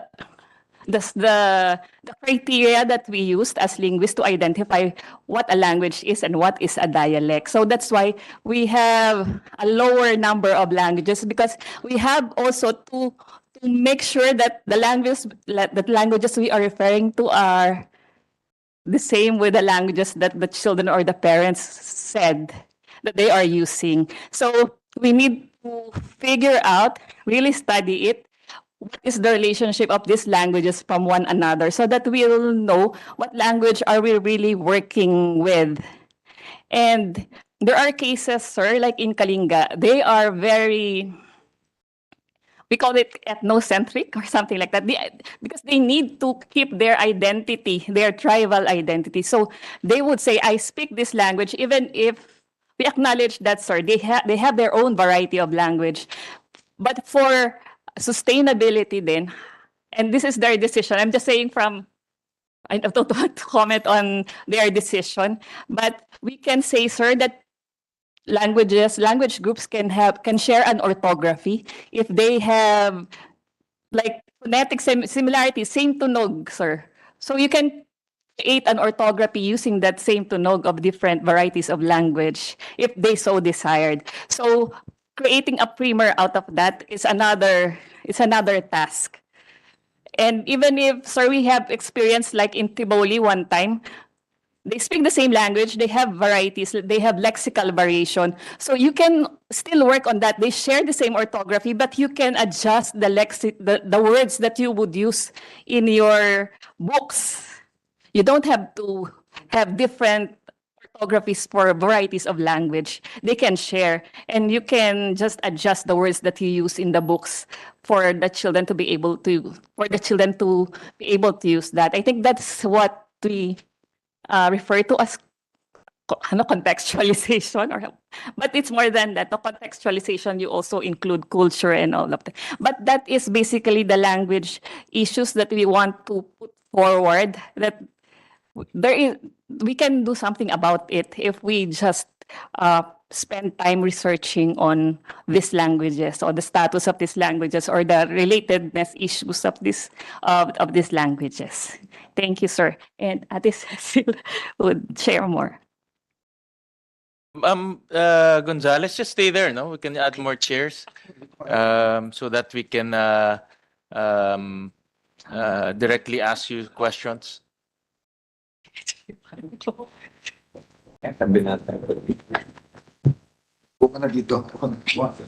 ikaw na muna magsalita.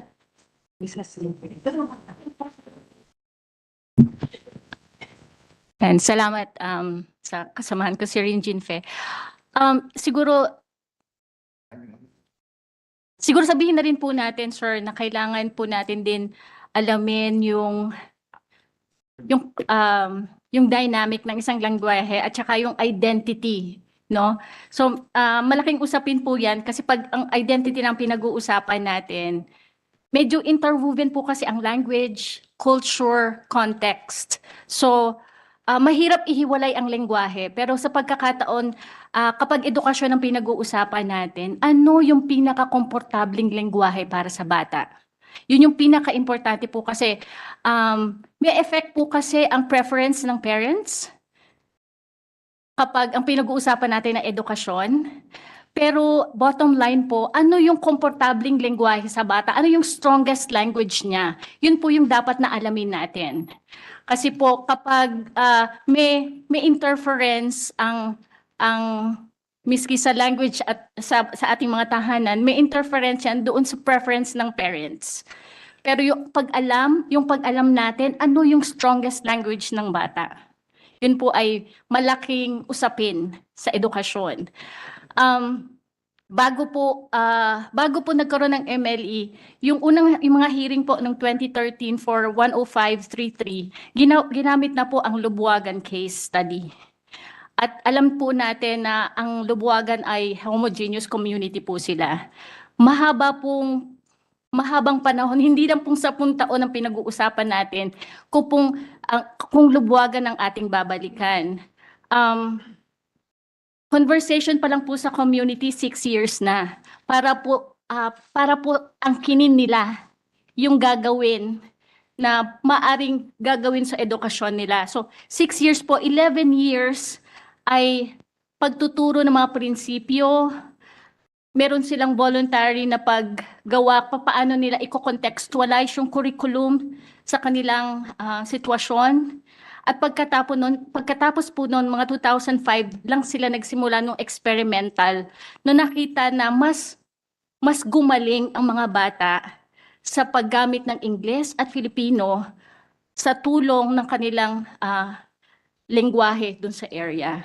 So, malaking bagay po na I think malaki po ang naibahagi ng pag-aaral na ito noong 2013 nung maging maisabatas yung 10533.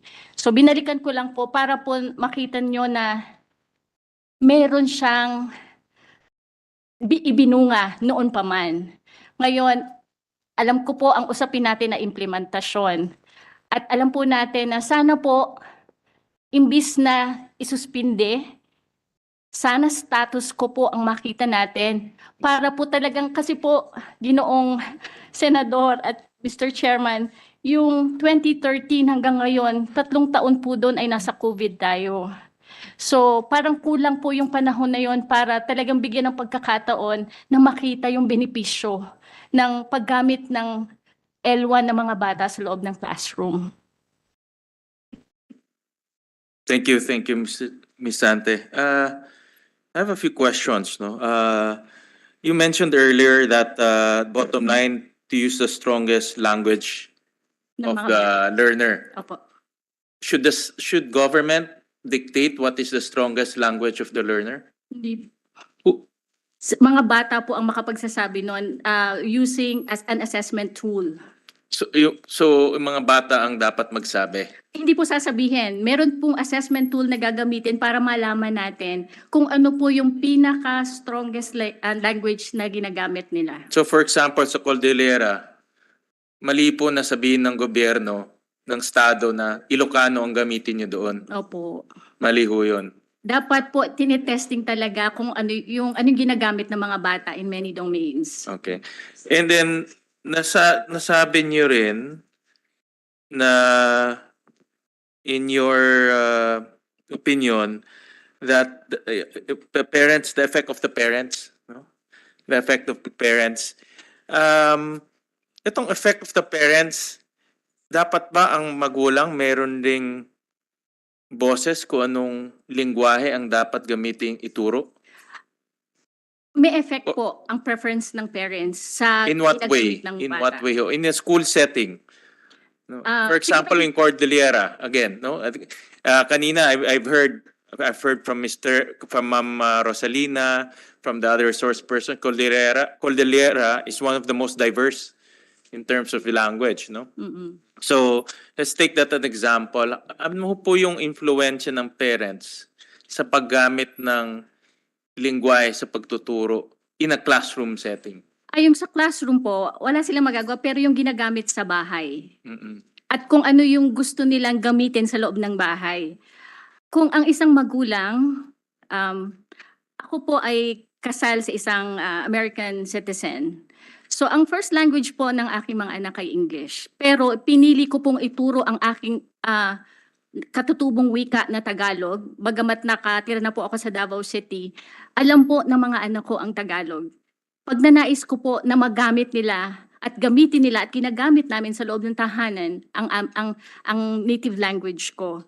So, maraming magulang po ang nais natin na umunlad ang ating mga anak. Hindi po ba makahanap ng maayos na trabaho?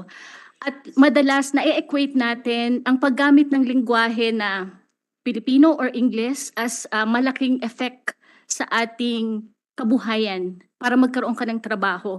So, yung pagnanais po na yun ay naitatransfer natin sa mga anak natin na baka mas maganda kung English ang gagamitin mo sa bahay or Filipino dahil yun yung lingua franca ng lugar. May effect po siya. So, dahil na-equate siya sa livelihood or pangkabuhayan. So, ang sinasabi po natin, ano yung pinaka-komportabling lengguwahe ng bata? Siya yung makapagsasabi nun. So, assessment tool po ay napakahalagang part ng process natin sa pag-alam. Ano nga ba yung first language ng mga bata? Pero ho, pag hindi ba ho, especially for key stage 1, ang mga bata, malaki ang papel na ginagampanan ng bata, ng magulang sa pagtuturo. Yes, no? tama po. So, mahalaga rin yung lingwahe. Yes, sir. Correct? So, kung ang tinuturo sa classroom, iba sa alam ng magulang, anong epekto nun? Well, una po, maaari kasing naipipilit yung gusto ng parents. At madalas, hindi sa madalas, pero may mga pagkakataon na mas gusto natin na nag-i-English ang ating mga anak kasi bakit po kaya parang matalino kapag nag-i-English? Pero yun po ay lingwahe, hindi po yun pwede nating gamitin as an assessment tool ng intelligence. Dahil magaling kang mag-English, ay matalino. Isa po yun sa mga notion na nakakalungkot po. At nakita na rin po namin actually na doon sa mga ibang pag-aaral na ginagamit na leverage po talaga yung kung ano yung strongest language ng bata. Ginagamit yung if you use that language, nagiging leverage siya para alamin yung ibang lengguwahe. Kasi nagtatransfer yun yung mga skills. Mr. Chairman, isa po sa mga gusto na ipinaglalaban natin yung kapag ang isang bata ay natuto dun sa strongest language niya ng isang konsepto, hindi nawawala yung konsepto na yun. Ile-level mo lang siya ng ibang lengguwahe, pero yung konsepto ay natutunan na hindi siya mawawala. Mas madaling mag-aral ng isang konsepto gamit ang isang lengguwahe na alam ng bata. So yun po yung gusto natin bigyan ng puntos dito na mahirap mag-aral ng isang lengguwahe na hindi ka masyadong magaling. Tapos you're still learning that language and then you're learning a concept using that language. So yun yung ayaw po natin mangyari na parang double jeopardy yung nangyayari sa mga bata. Inaaral nila yung isang lengguwahe, at the same time, inaaral nila yung mga konsepto using that language. Mahirap po kasi yon. Is it possible that the Filipino child is bilingual by birth? Hindi ko po sasabihin na hindi siya posible. Marami possibilities po. Pero again, we will just go back na ano yung strongest language ng bata. Yeah, but is that possible in our country that a Filipino child, by birth, because of the environment, the family, influence of media, is bilingual? You know, I'm just asking your expert opinion because you've done a lot of studies on this. No, and the Philippines is a very special country. No? It's a very particular country wherein, at least in my personal and political experience going around, and my exposure, it seems to me, no, I don't have any empirical studies. I didn't conduct any surveys, but my observation that the Filipino child is bilingual by nature because of the environment. No, it's based on your study because you've done this for how many? 40 years in the Philippines? 70 years? 70 po. No, I'm sure that you have come across this peculiarity at one point. So, if I may answer that question, Senator, maybe they are not born bilingual or multilingual, but they grow up to be bilingual or multilingual. That is like what you said, depends on their environment, depends on the language that is used in the home. So that's why. So if the amount of input that they get will define what is their strongest language. So ayun po yung tingin namin. So sa home, that is also where you preserve the language, and that is where you develop yung use and yung how you value your language din po in the home. Do you have any survey to determine whether Filipino children are bilingual or not? Have you conducted any of those? We conducted language vitality assessment in Pasil, Kalinga, from 2010 to 2014. That's how long we worked for the assessment of the language. So part of the purpose of that survey is to find out the vitality status of the language. So included in that is to find out what is the youngest age of the speakers of the language and what language do they speak before they go to school. And during that time, sir, so most of the children only speak Kalinga before they attend school. So that's why it is really necessary that they be taught in Kalinga on the lower grades. So there are still places But Kalinga like is that, not sir. part of the 19. No, sir. So how is So, that? So with your statement, based on your observation, before they enter school, Kalinga is the only language. But government forced Ilocano on them. I'm not sure, sir. I think there is an iPad program in Kalinga, sir. So, because But is there orthography? I think so, sir. There are, May sir. orthography ba Yes. There for is, sir. Kalinga? There is, sir. Meron? There is. No, not in the 19. Because, can I say more? Yeah, go ahead. Yes, sir. Dr. Carino kasi is from that area, so there's a Yes, knee-jerk. sir. So even before there was an iPad program, SIL has been in Kalinga for a long time for language projects. And I think there are orthographies being used for Bible translation as well. So I think some of our colleagues have been part of orthography development also in Kalinga. And I worked in Region 1. SIL have worked in many languages, sir, like 60 languages almost under the Indigenous Peoples Education Program. So we can say that there are orthographies in these languages. Yeah, but in your opinion, in your expert opinion, any nationwide survey to determine the level of if our children are bilingual or not? At what level do they learn Filipino? Is there any that type? Because earlier you mentioned that in your survey, but that's a small area. One no? municipality, sir. By the time they enter school, they only know Kalinga, correct? But Mhm. is that, do you have any nationwide replication of that? There is none, sir. For first of all, sir, because it's you need to be skilled in doing language survey, and we don't have the resources and the manpower to do that. But I think that is necessary, sir, to do if we want to really make a good implementation of MTB MLE. In particularly in CAR, I heard that you've done some work in CAR. Ilocano is what is imposed as mother tongue. I'm not correct? familiar with cars, sir. We work in region. I help develop materials for Region 1 indigenous people's languages. Sige, go ahead, ma'am. Mr. Chair, I think it's important that we have to also comment on the statement Ilocano was imposed. DepEd did never impose any language that's going to be adopted by a school. That's the very reason why there's really a need for schools to do language mapping. So that What are the materials?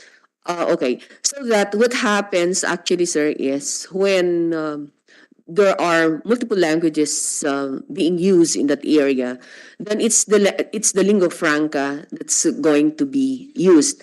However, we have here our head of the IPSEO to share you what's happening actually in CAR, and the Lingga that's being mentioned forms part of that language that's being used by schools even. Go ahead, Lori.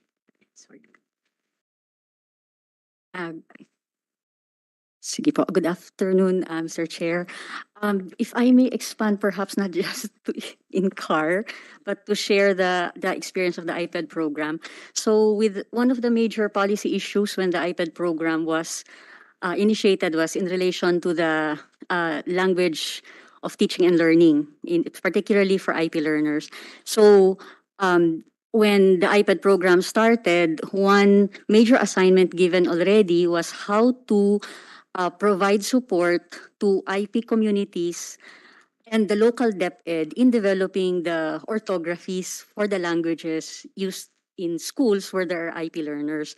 So first, as mentioned earlier, the orthography is developed per language, no, not the school level, and therefore it is the division office that provides immediate technical support, inviting resource persons like SIL, TAP, and other, and even HEIs to be part of the process, and that orthography can now be used by the different schools who have learners who belong to the group using that language.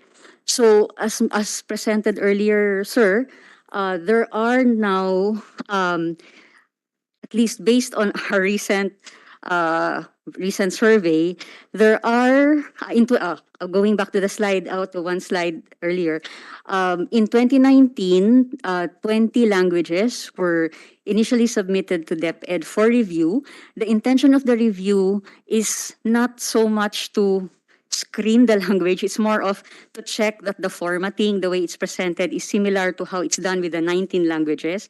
Then we are hoping, we have around 70 for submission this year, again for review, so that, and again, these are what we call working orthographies, plus a simple grammar book, a simple dictionary, because the intention is to support K to 3. Of course, much work has to be done because the materials to be produced has to be K to 3, but we are doing our best to respond to situations where we have really areas where the learners really do not know any other language except their own language. So that's what we're trying to immediately address. We recognize that there are varied contexts that we have to respond to. That's why in one slide, we said that there are 4 contexts that we need to look into. So first, we recognize that there are areas where 5 and 6-year-old learners know only their IP language. There are other areas where the 5 and 6-year-old IP learners dominantly know their language, but they are familiar, a bit familiar. They get to hear and use words, phrases of another language. We also have areas where they can actually speak more than one language. So they can be maybe not just bilingual, they can even be trilingual. But as mentioned, one language is the strongest, another is not as strong. And we also have cases where the IP learners don't know their language anymore because they're so submerged already in a community that is not not speaking the language that they would ideally be using. So we have to address these four contexts in different ways.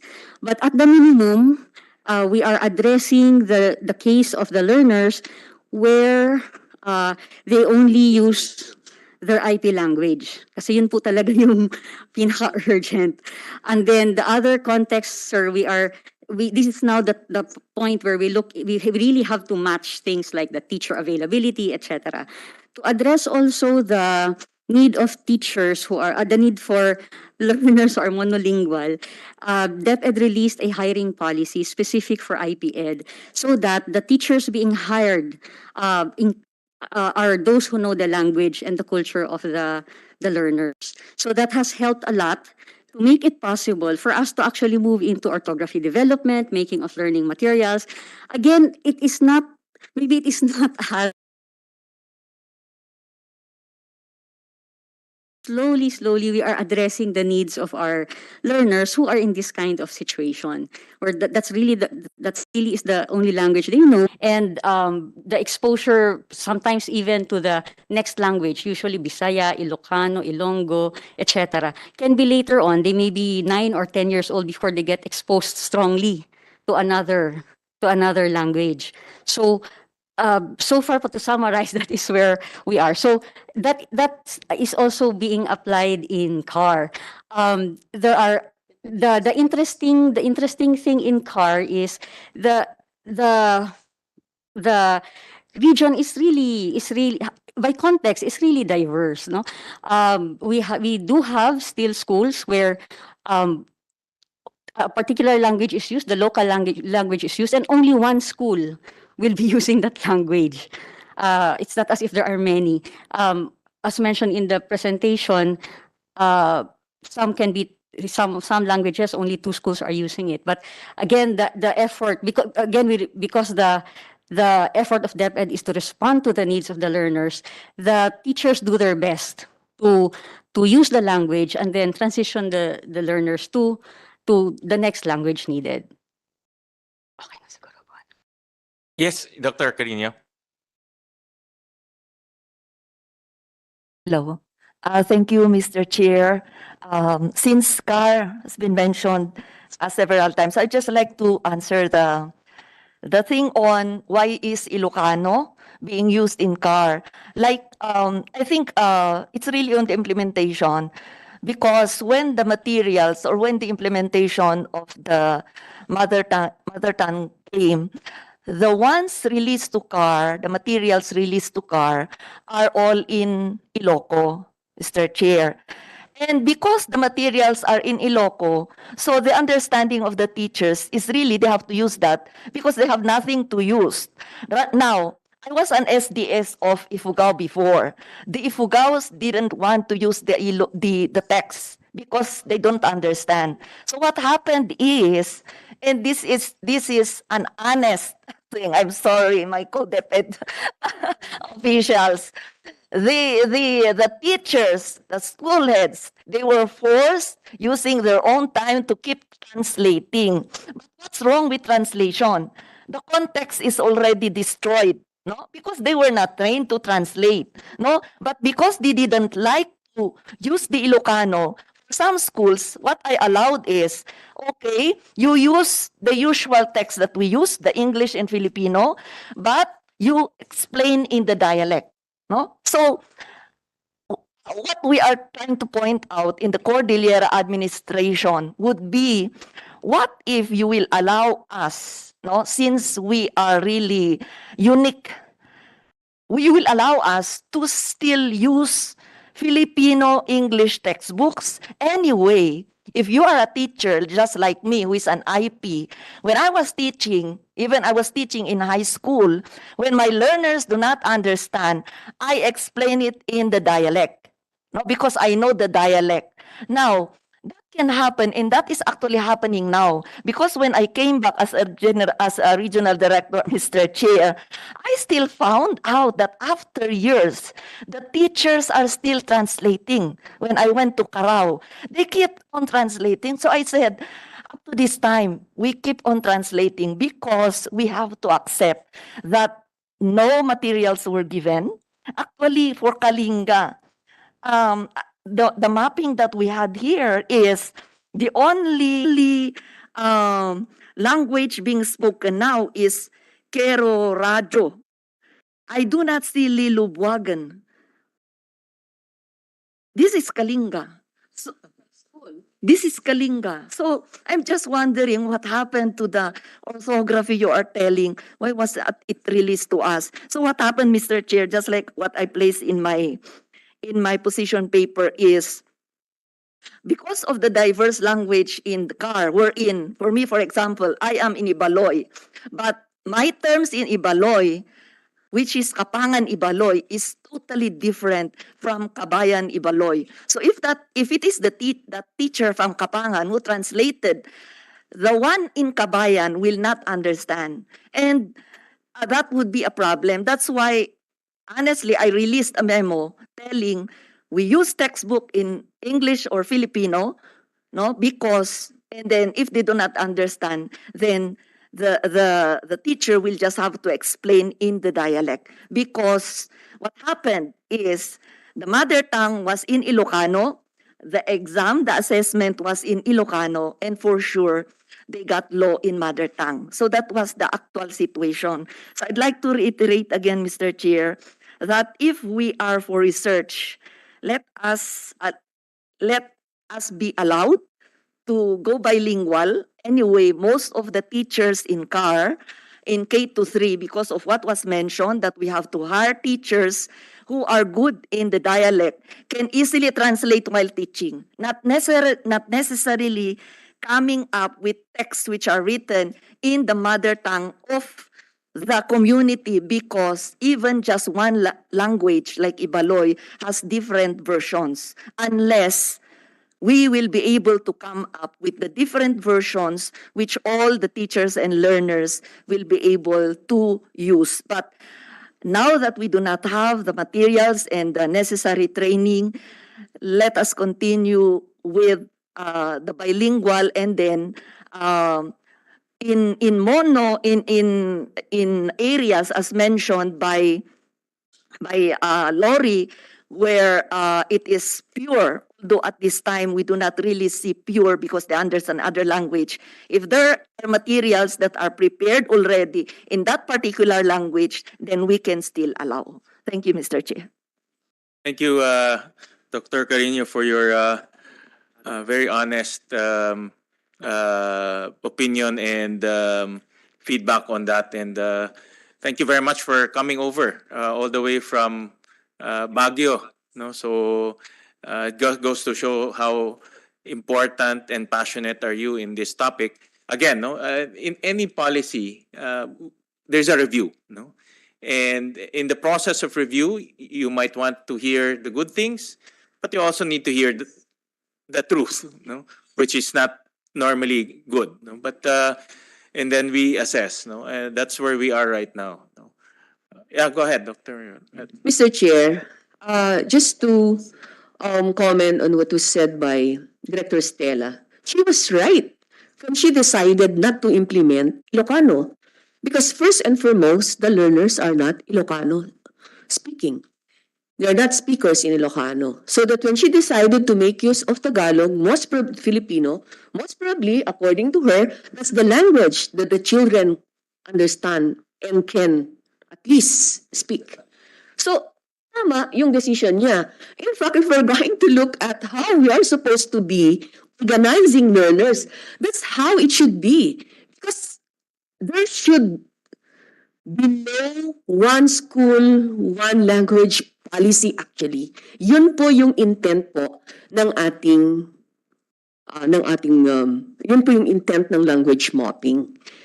Dr. Oriola, based on my going arounds, and I'm sure everyone here has gone around, what we are talking here in this air-conditioned room is not what's happening in the non-air-conditioned classrooms all over the country. It's totally different. You know? And I agree with Dr. Estela that even in other, and I'll show videos later on, I showed that during my privilege speech, the teacher, once they get the books, they think they should implement that to the letter. And that's just really too unfortunate, Mr. Chair, because But after 10 years, it's still unfortunate. the books delivered, Mr. Chair, are really based on the language of the books delivered, were really based on the languages they reported that are being implemented in their respective schools. I know that po, Mr. Chair, because I was also the MTB-MLE coordinator of the Division of Cagayan when we started implementing the mother tongue-based multilingual education. So that we really had to do language mapping, find out the languages that are being spoken by the children. For example, in Region 2, I can speak for Region 2, particularly Cagayan and Tuguegarao City po. In fact, in Tuguegarao City, we even have organized classes in English because this is the first language of the kids.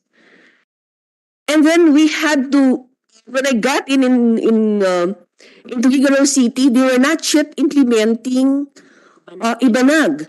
And so there was a clamor that Ibanag has to be implemented, and so we organized classes in Ibanag. And it so happened that they were able to, there's the Ibanag Foundation actually that supported the development of the 4 minimum requirements.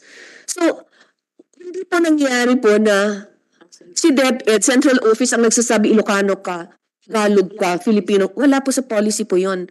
Unfortunately, down below, down sa field offices natin, sila po ang main, that's the very reason why po na we came up with where we started developing the manual of operations for the implementation of the mother tongue-based multilingual education. And we started that in 2019. Tama ba ako, ma'am? We started that in 2019 because we really discovered that there are gaps in the implementation, and one among which is, of course, the choice of language.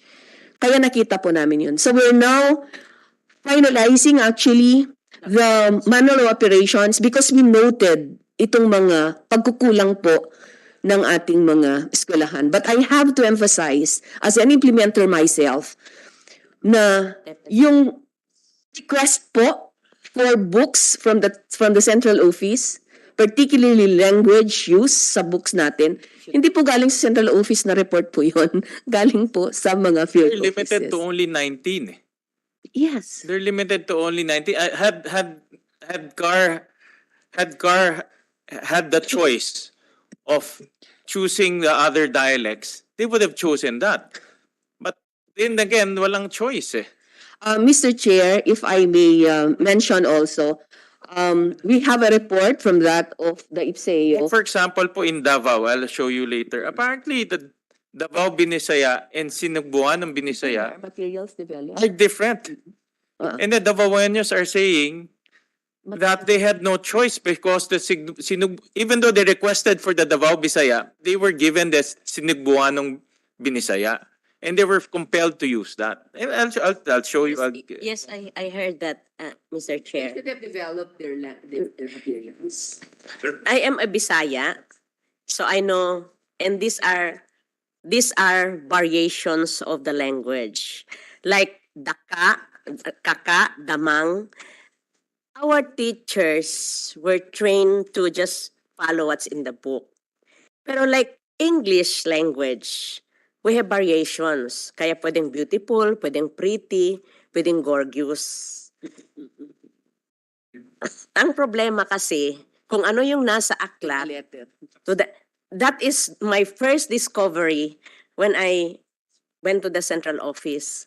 Kasi I was wondering kung bakit ang bata, grade 1, hindi matama-tama ang sagot ng very simple problem. Okay? Why is it that if you combine 1 and 1, you'll have 2?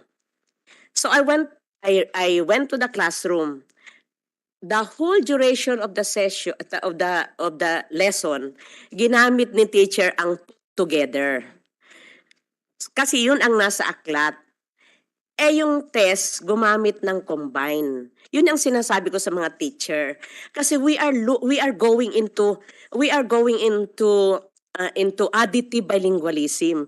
Isn't it wonderful na ang akong Bisaya na taga Basilan, ang alam ko kaka, pagpunta ko sa Davao, damang pala yun. I have a very rich vocabulary, and that is what we call additive bilingualism. And the policy is going beyond that. Pag sinasabi ni teacher, kasi lahat ng sagot ng bata tama. So, may nagsabing damang slash. Up to the 5 and 6. Isn't it wonderful that, di ba Sa inyo, ma'am, wonderful. Pero sa teacher na nagtuturo, hindi wonderful eh. Sir, Wala si Senator Honorable Padilla Chair. dahil siya, I'm sure Yun ang- wonderful tonight yung Yun ang issue kanyang ko. sasabihin. But it's not wonderful tonight.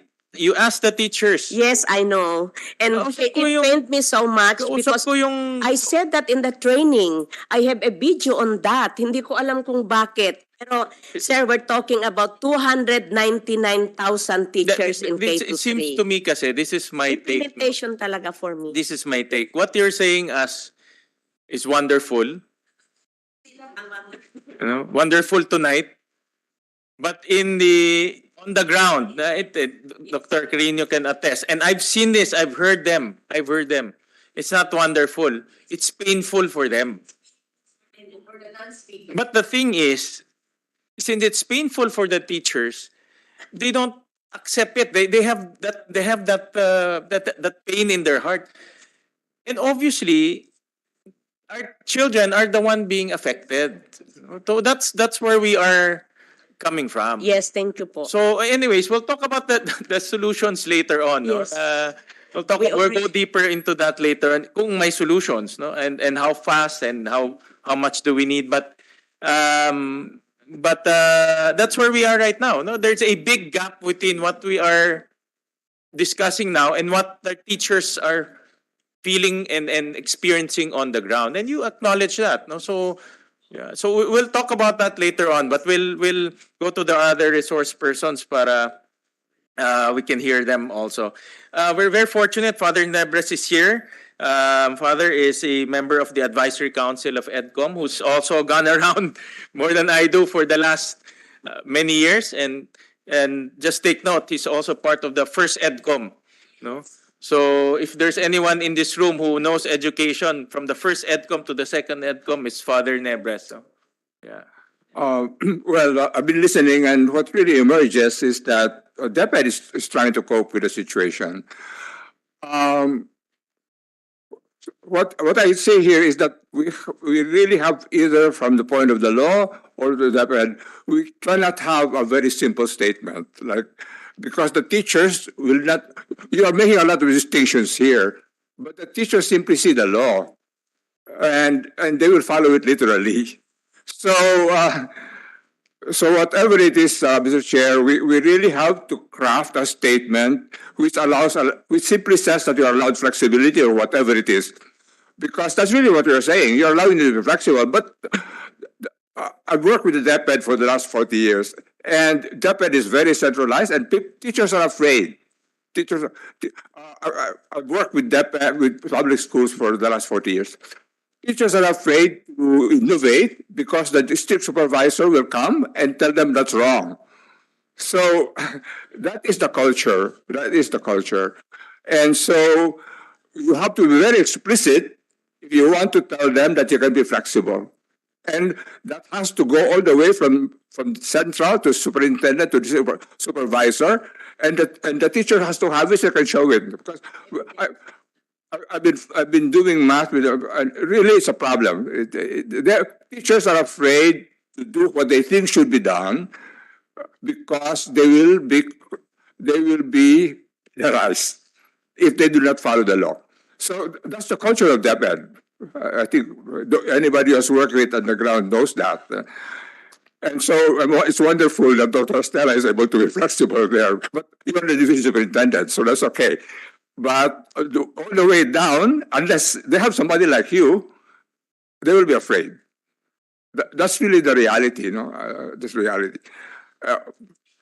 So I think, Mr. Chair, we really have to sit down and craft the statements from the law, from the DepEd Central, all the way to the division superintendents, which allow the flexibility that we're talking about here. Because if you look at the typologies that you have, L1, L2, you're really allowing a lot of flexibility. But the question is, is that clear to everybody all the way down the ground and so on? That might be in your works, but do all division superintendents understand that? Do all the district supervisors understand that? Do all the principals understand that? That is the problem. That is the problem. And because the tendency is to be literal. Why? Because they're afraid. They're afraid.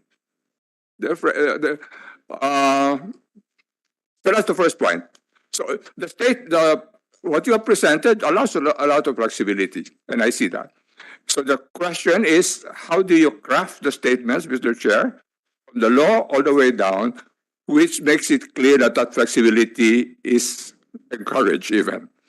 I think that's the first point, I would not. And having simply saying mother tongue will be interpreted literally. It will be interpreted literally. Because when you define L1 is not always mother tongue in what you described in here. L1 can be many.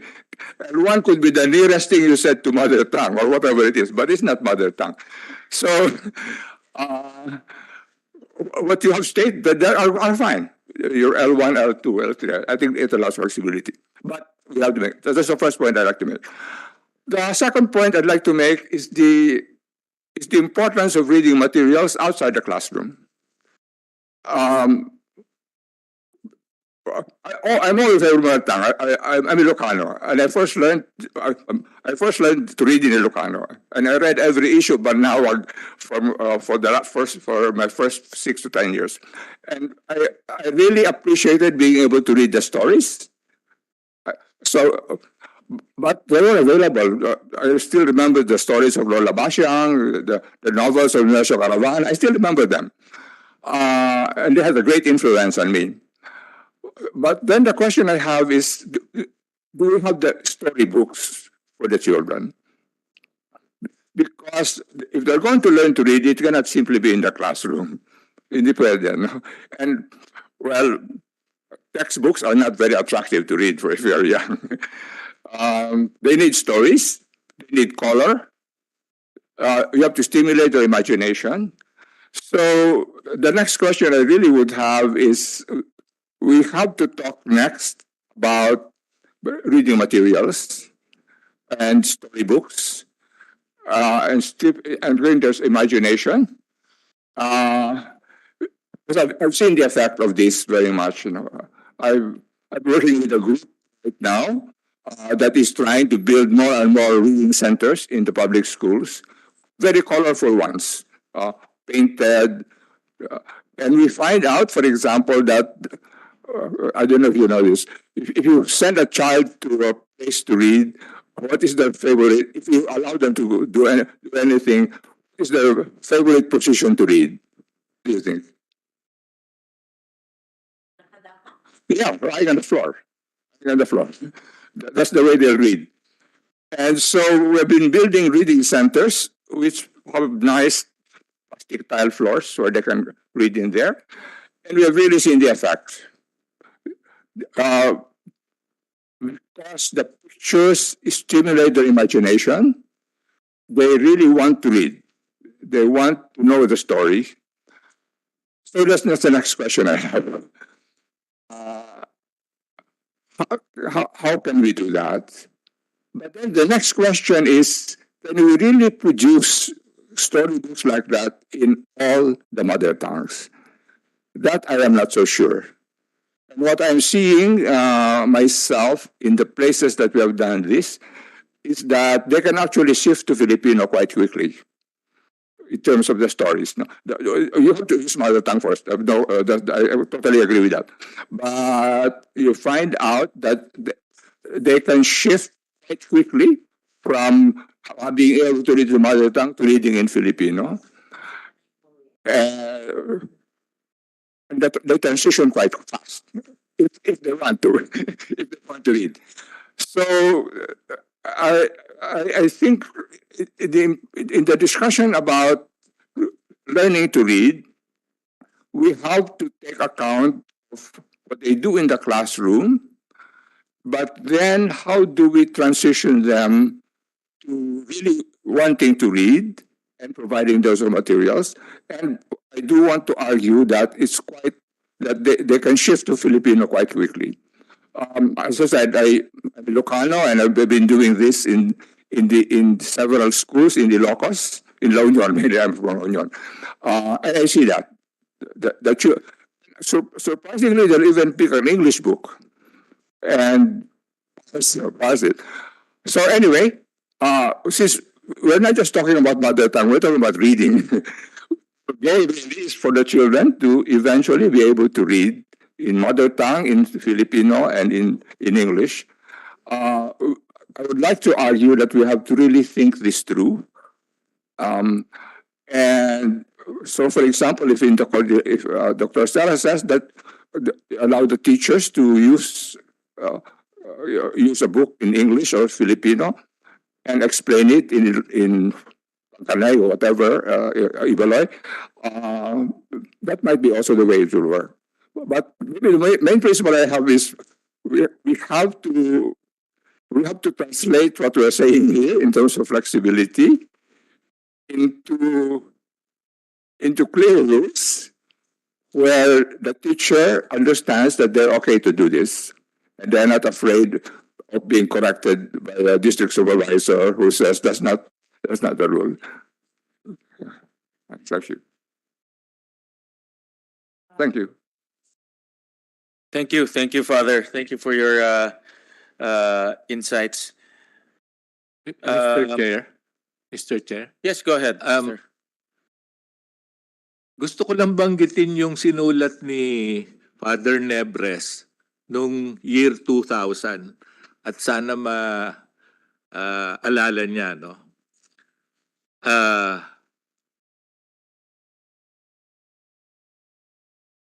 Sabi niya, and so I told them sa math ito, maybe in the reflection that we had with the teachers later on, one of the comments of the teachers was that they have difficulty keeping the students using English when they do the problem solving. And so I told them, maybe we should talk about this because from the point of view of practicing mathematicians worldwide, you should do problem solving in your daily language, in the language that you use to express yourself normally. Yun lang po. This is another discussion, but what I want to point out is that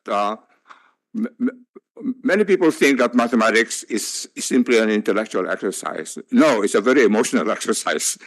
If you want to do mathematics problem solving, you have to be able to jump up and joy when you solve it, and you have to be able to pound the wall when you cannot solve it. No? And so it's very, very important to be able. I tell teachers, you can write the problem in English if you wish, but allow the students to discuss it in a language they're comfortable with. And I tell them I teach PhD students, and I give them a difficult problem to do, and within a few minutes they've shifted to Bisaya or Tagalog, because you get very engaged emotionally, and you get very frustrated because you cannot do it, and so you have to connect her. So that's another thing altogether, and that's why I'm not that in favor of shifting to English at all. No, ideally, if I had my brothers, have followed what Indonesia did, no? Eventually to shift to a local language. But that's a different problem altogether because in Bahasa is not simply a language of instruction, it's a language of the country. They would never use any language except Bahasa. So in other words, it's the language you use for the law courts, the language used in media. I don't think we're prepared to do that. No?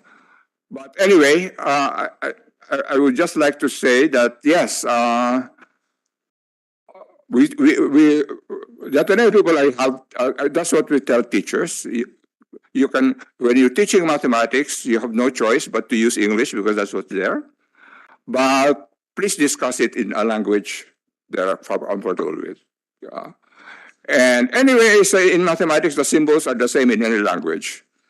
So it doesn't really matter. No? Yeah. The really important things, numbers or square roots are the same.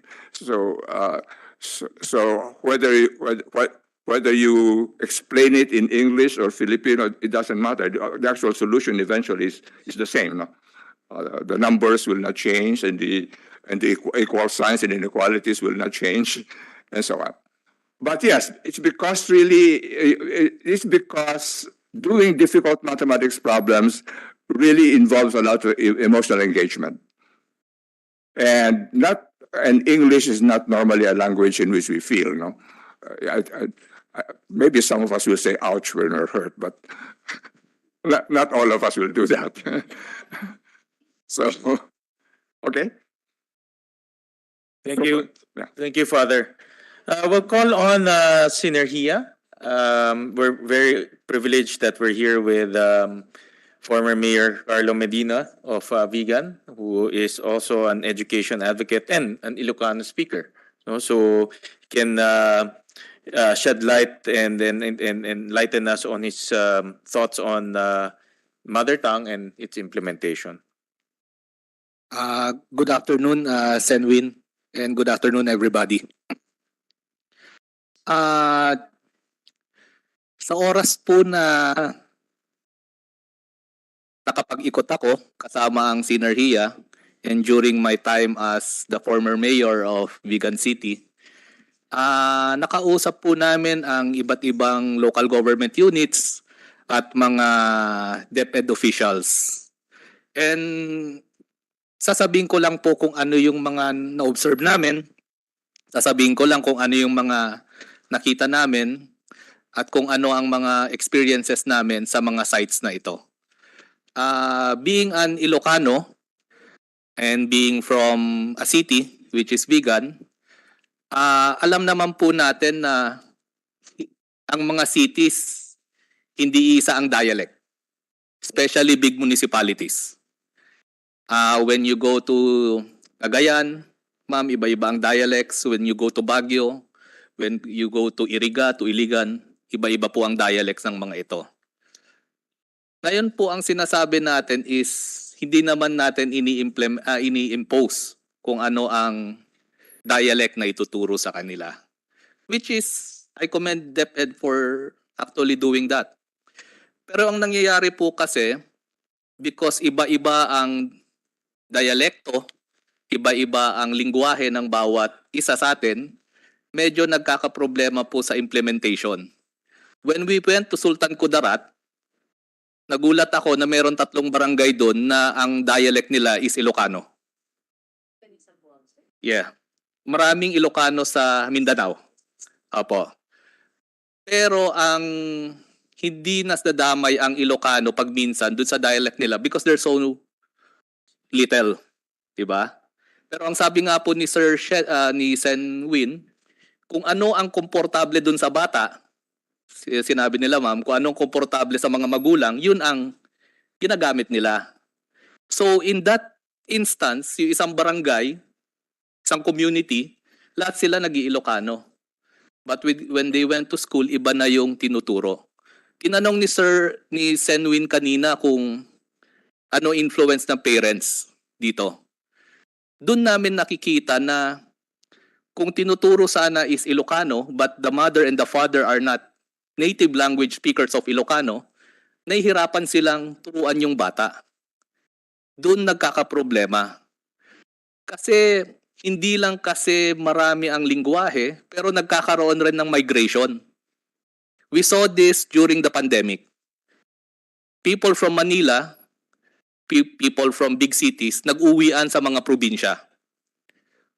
Nung nagka-siege sa Marawi, maraming pumunta rin sa Vigan that are from Marawi. Ngayon, wala kaming local teacher that would teach their language. So, ang nangyari sa aming mga estudyante ngayon is from Ilocano, ay tuturuan mo sila ng Ilocano while teaching them the subject matter. So, natatagalan po ang nangyayari noon doon. May mga ganon pong instances. Same with sa data po na pinakita kanina, kankanain is bihira ng ginagamit sa Region 1 because it's predominantly in car. Pero meron pa rin pong kankanain sa amin in the uplands of Ilocos Sur. But looking at the data na pinakita kanina, meron na lang grade 2 tsaka grade 3. Nawala ang grade 1 and kinder.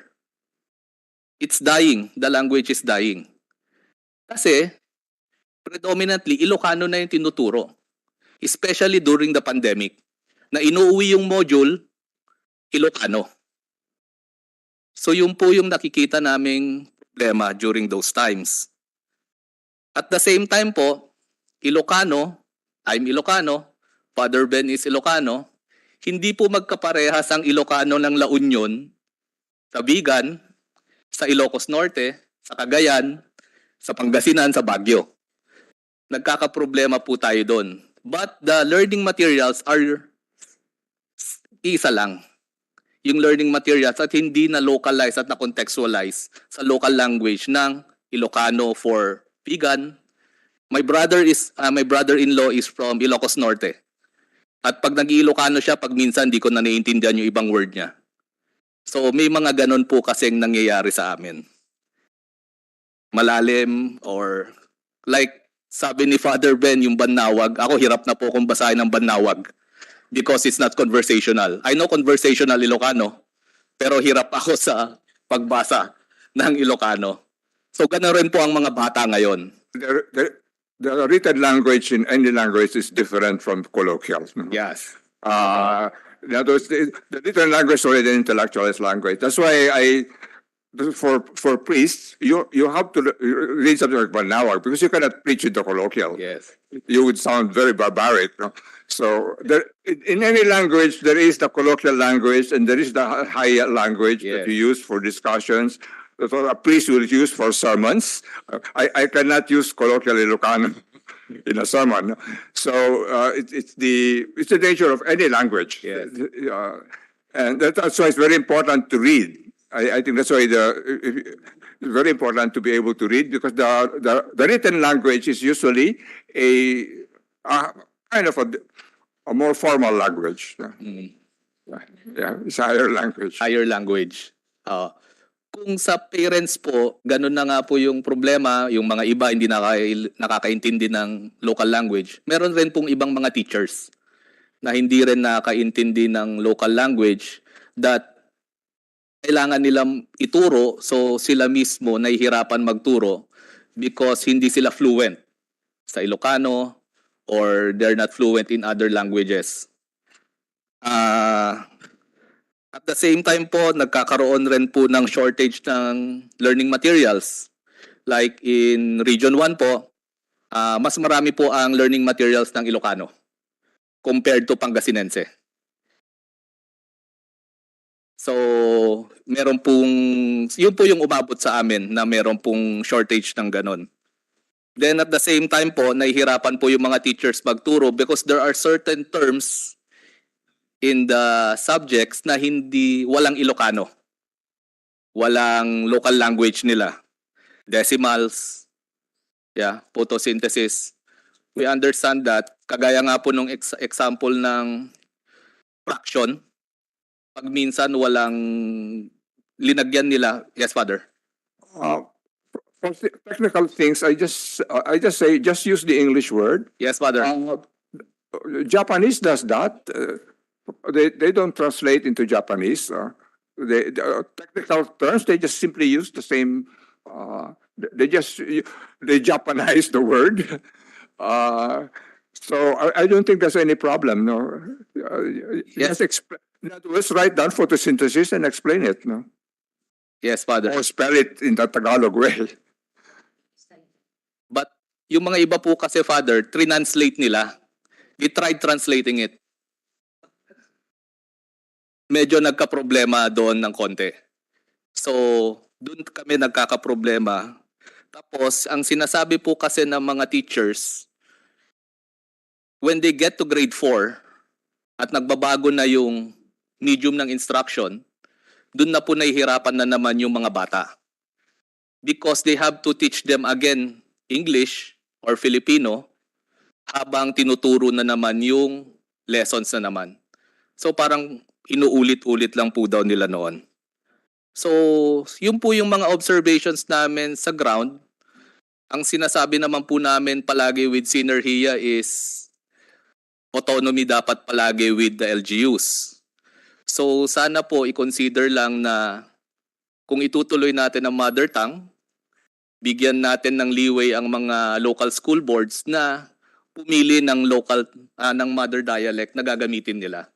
Because they know what they want to use, they know kung ano yung dapat na ginagamit doon.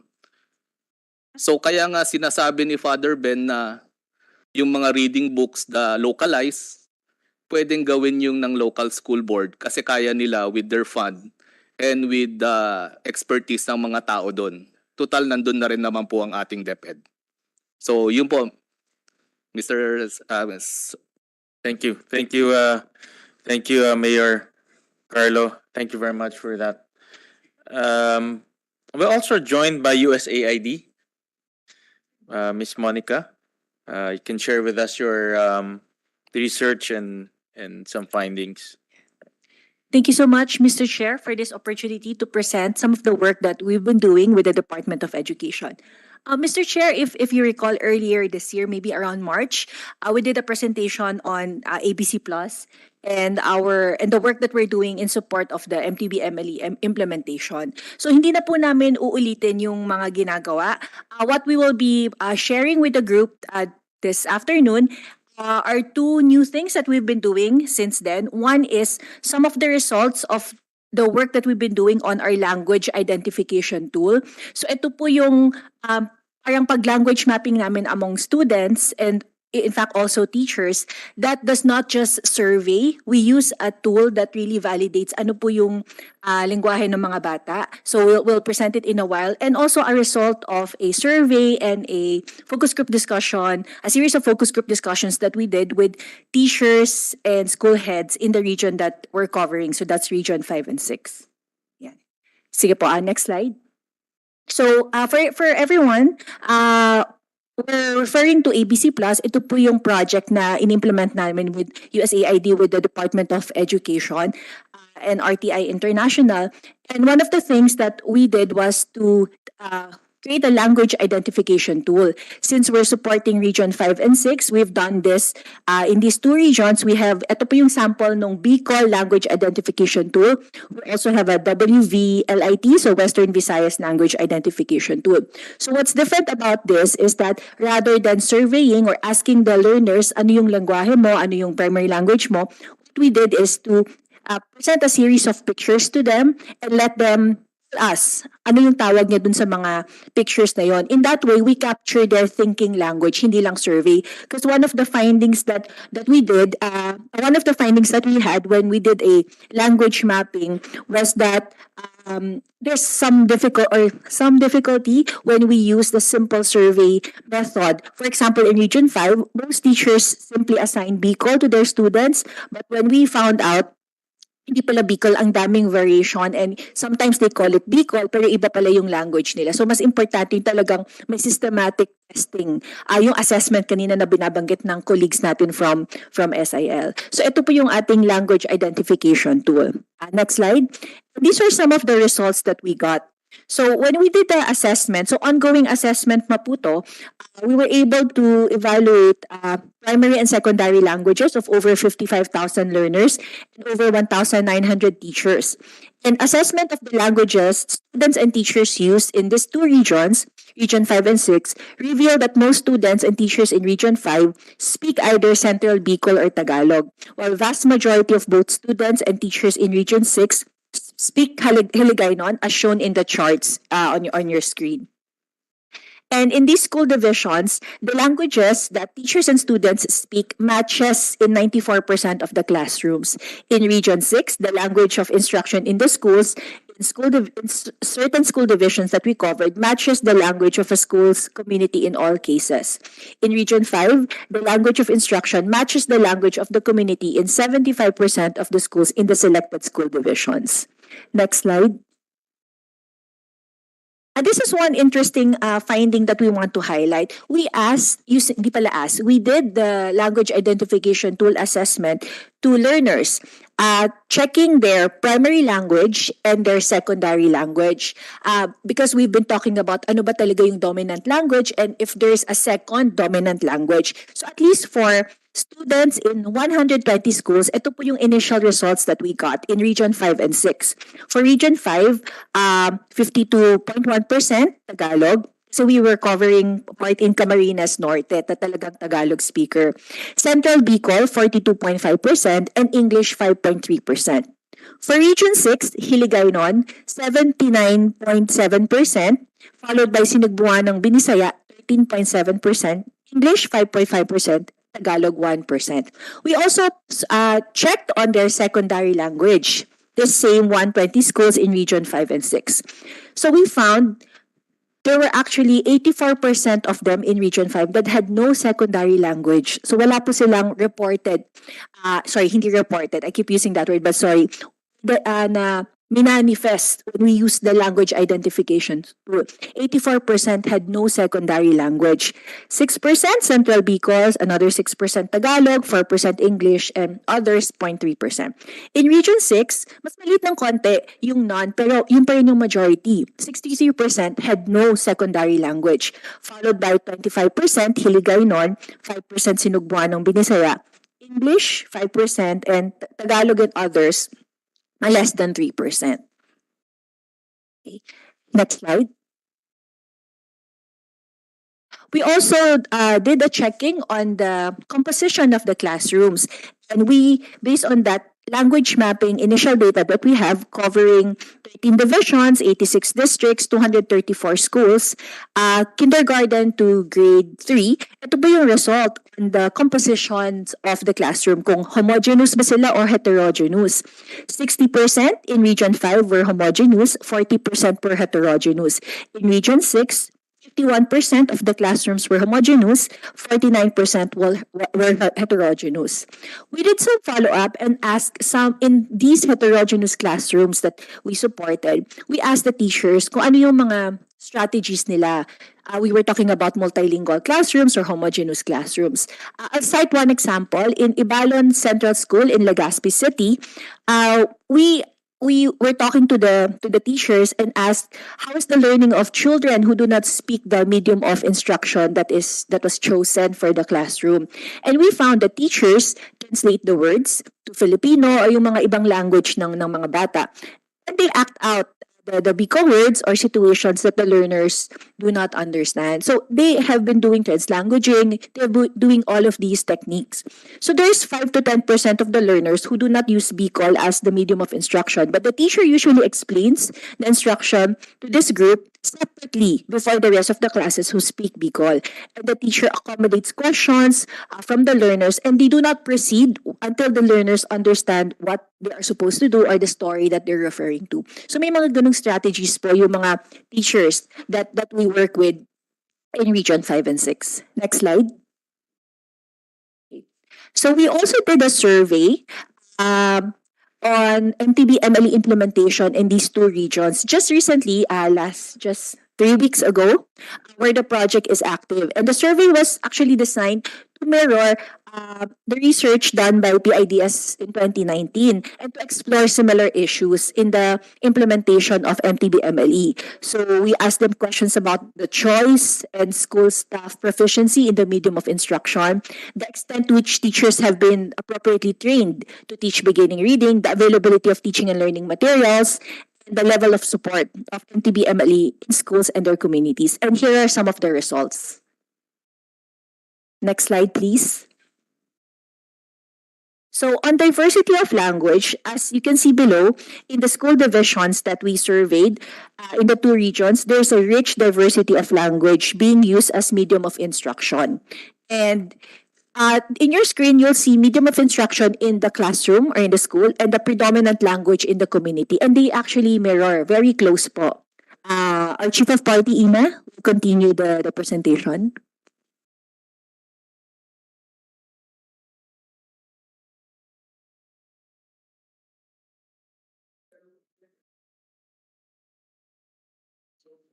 Go ahead, sorry. Go ahead. It's all right, sir. This chart would show you, based on the survey, what the medium of instruction of teachers are in classrooms that are surveyed in as stated by Monica earlier.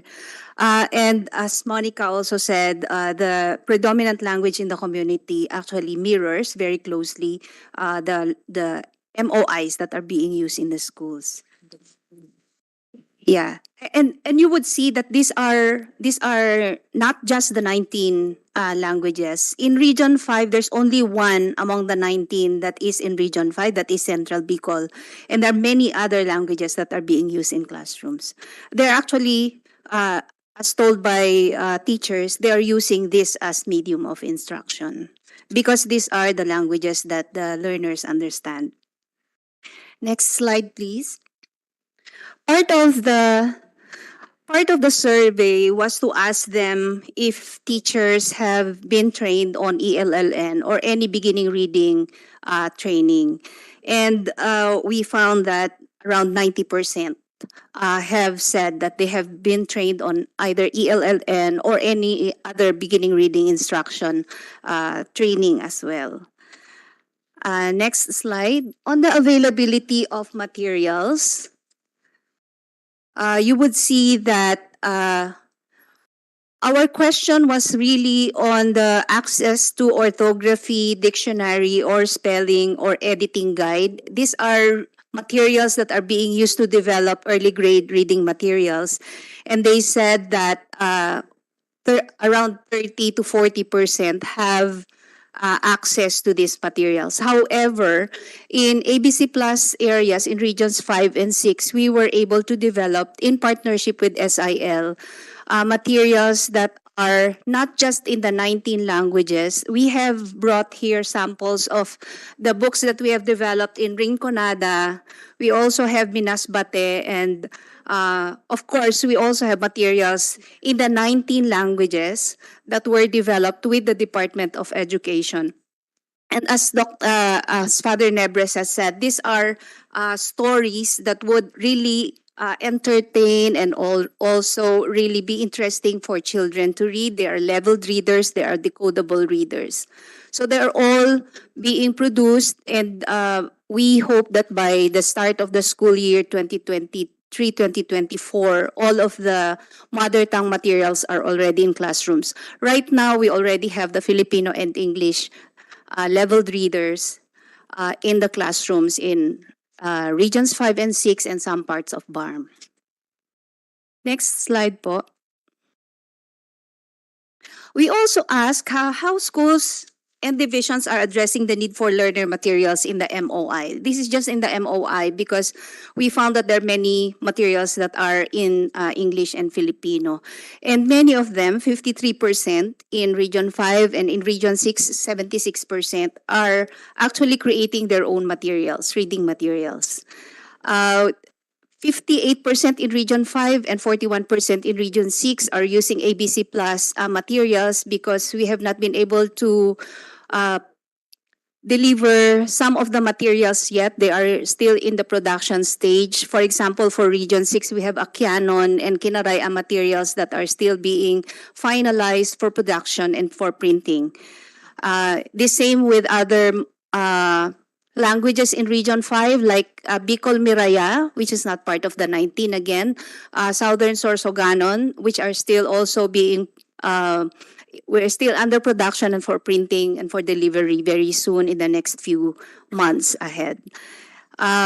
Some of them, though, have said that they have no access to materials in their MOI because we acknowledge that we have not been able to cover all of the languages in regions 5 and 6. There are smaller languages, including materials for IP languages in those regions, where we have not been able to develop the materials for these languages yet. In terms of support for MTBMLE, next slide, please. We also asked the teachers at the school heads, and they said majority of them actually support MTBMLE and support the choice of the MOI for the school. Some say that they support MTBMLE in the class but do not agree with the choice of the MOI. There are some schools where the MOI they think they are assigned to an MOI, so they do not agree. And some of them say, frankly, they said, I do not support the implementation of MTBMLE. And then very few said, I believe in the MTBMLE, but I need guidance on how to implement it. Next slide po. In terms of the parent support, majority, 54% in Region 5 and 48% in Region 6, agree and support the chosen MOI. The parents, we were not able to survey the parents, but we asked the teachers and the school heads. And 47% or around half of the respondents say they need to provide advocacy, to prepare an advocacy and implement an advocacy on MTBMLE during PTA meetings. Around 22 to 28% engage the parents who do not support the MOI for advocacy again. And a few of them said they just work with parents who support the MTBMLE. Bahala na yung iba. In terms of the recommendations and conclusions from these surveys and the the language mapping, these are the recommendations from the supervisors, which we did an FGD with supervisors at the regional and division levels. They said that there was an agreement that DepEd needs to review the hiring policies for grades K to 3 teachers to ensure that teachers trained to address the specific needs of young learners in a multilingual context are retained in those grades. Madalas po na promote yung teacher sa higher grades. So promotion po yung tinatawag po nila doon. They also recommended that there be dedicated personnel to support MTBMLE and that mother tongue related activities be included in the school improvement plans.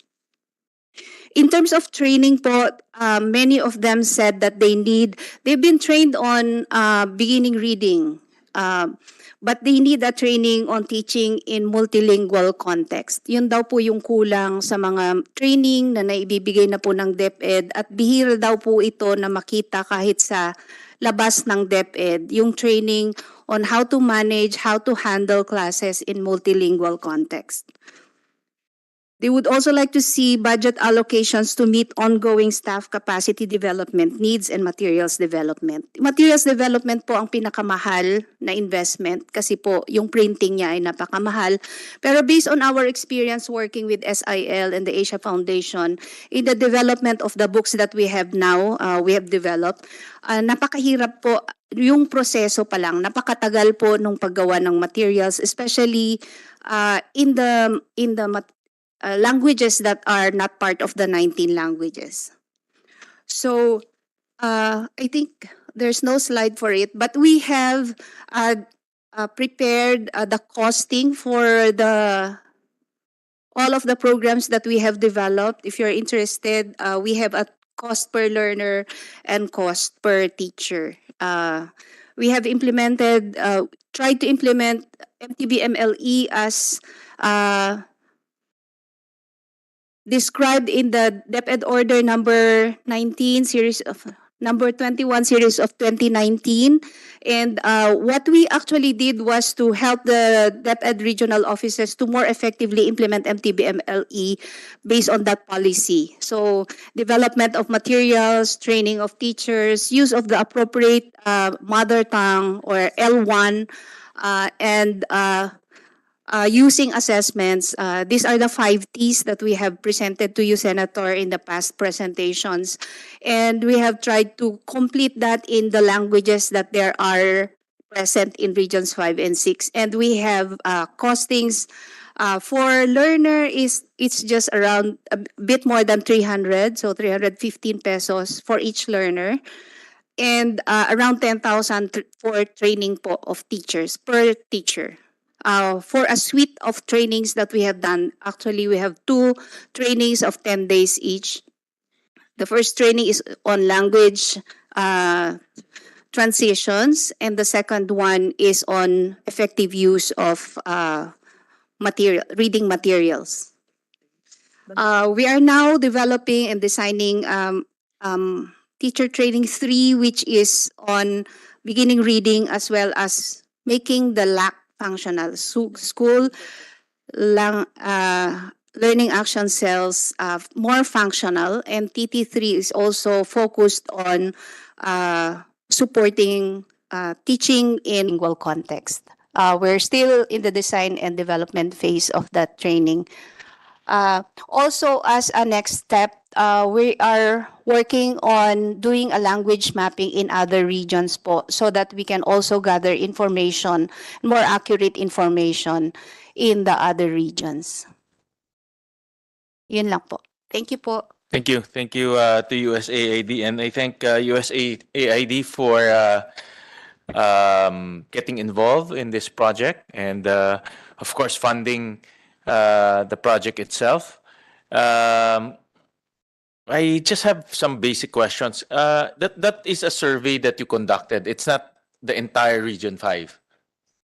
No, it's a survey, correct? Ongoing po. Yeah, it's an ongoing. So we did 2. It's an ongoing survey. So it's an ongoing language identification tool assessment of teachers and students. So yung present po, partial results. And we also have a survey that we did for... Is it a survey or a census?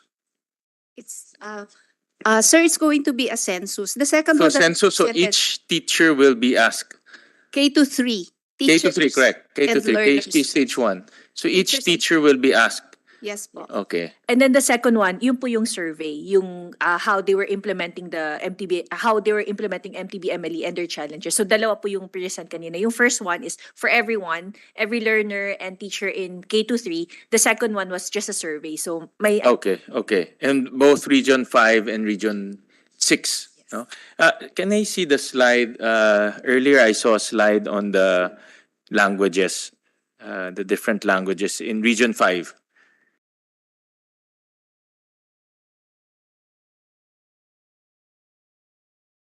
I don't have the PowerPoint.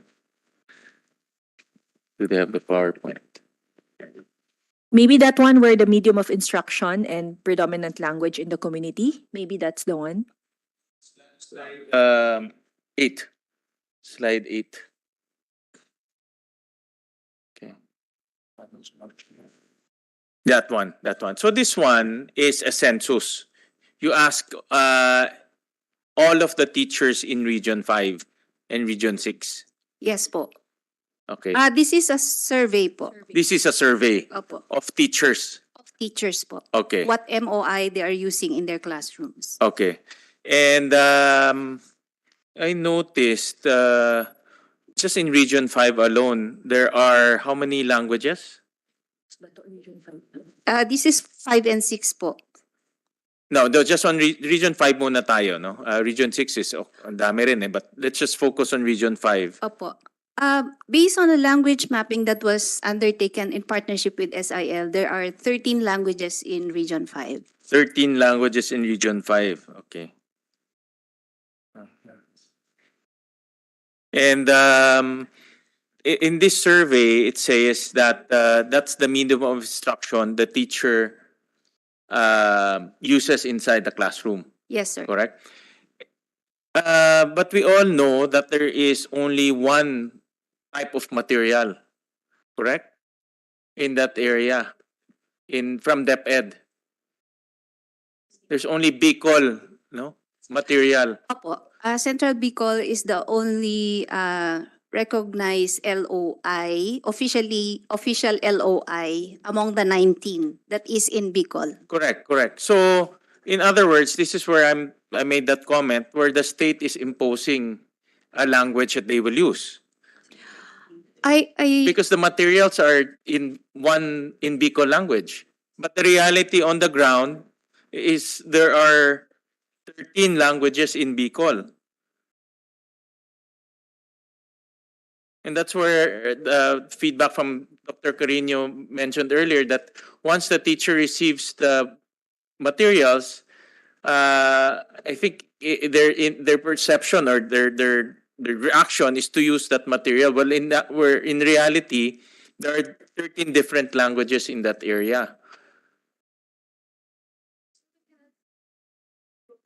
Sir, we cannot say that DepEd has distributed materials to all of the schools in Region 5 because they're They're supposed to. estimation is only about 50% of the learners speak that language, Central How many? Bicol. Around 50% po. 50% of the students receive that No, materials. sir. Around 50% speak Central Bicol in Region 5. No, yeah, that's why. But my point there is, if you look at this graph, Bicol is highly diverse in terms of languages, but the state imposed Bicol as the mother tongue in that area.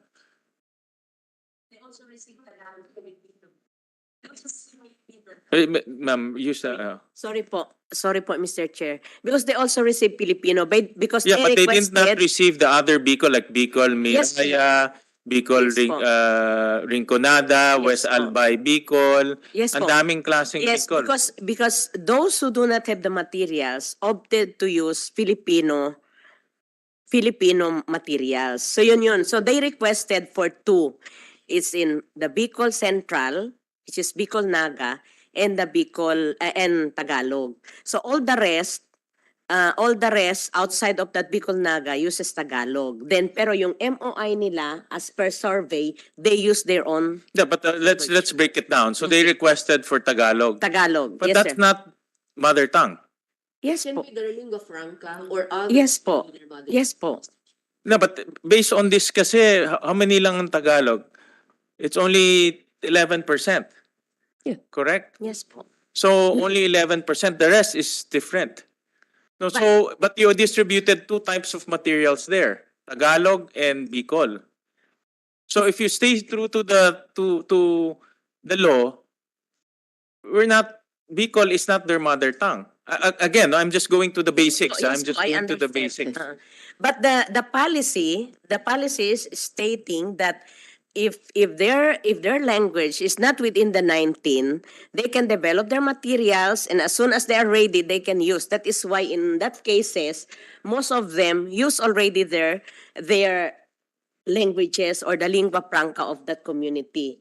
And so as that is why if we look at the list of the materials that the region or the division produce, it's not only limited to the 19 languages, because it's even in the law. The law states that the locality will develop their own, because the central office cannot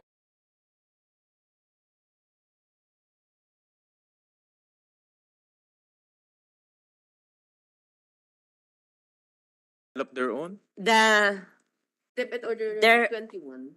DepEd order basta Yeah, but you go back to development- the law states that to use. the policy, DepEd policy, sorry, Mr. Chair, DepEd policy, it's in the DepEd policy that It has to be locally developed. The development of the materials will happen locally. Yes. Mm-mm. But what DepEd Order 21? DepEd What Order, page- what DepEd page- Order 21, series of 2019. What page is that, Luis, in the Learning Resource Development. Mr. Chair? Yes, here. Mr. It's Chair- page 115. Mr. Chair? Learning resources development. Others are the language are in the Because, yes, the speakers of the language are in the locality. Okay, so the teachers and the locals, the regions can develop their own materials. Okay, so they have that option to develop their own materials. Yes po, Mr. Chair. Okay, and they have that capability to develop their own materials. Yes, Mr. Chair, but of course they also invite consultants like the KWF, SIL. That's how they're doing it. I'll go to the development of materials. Yes.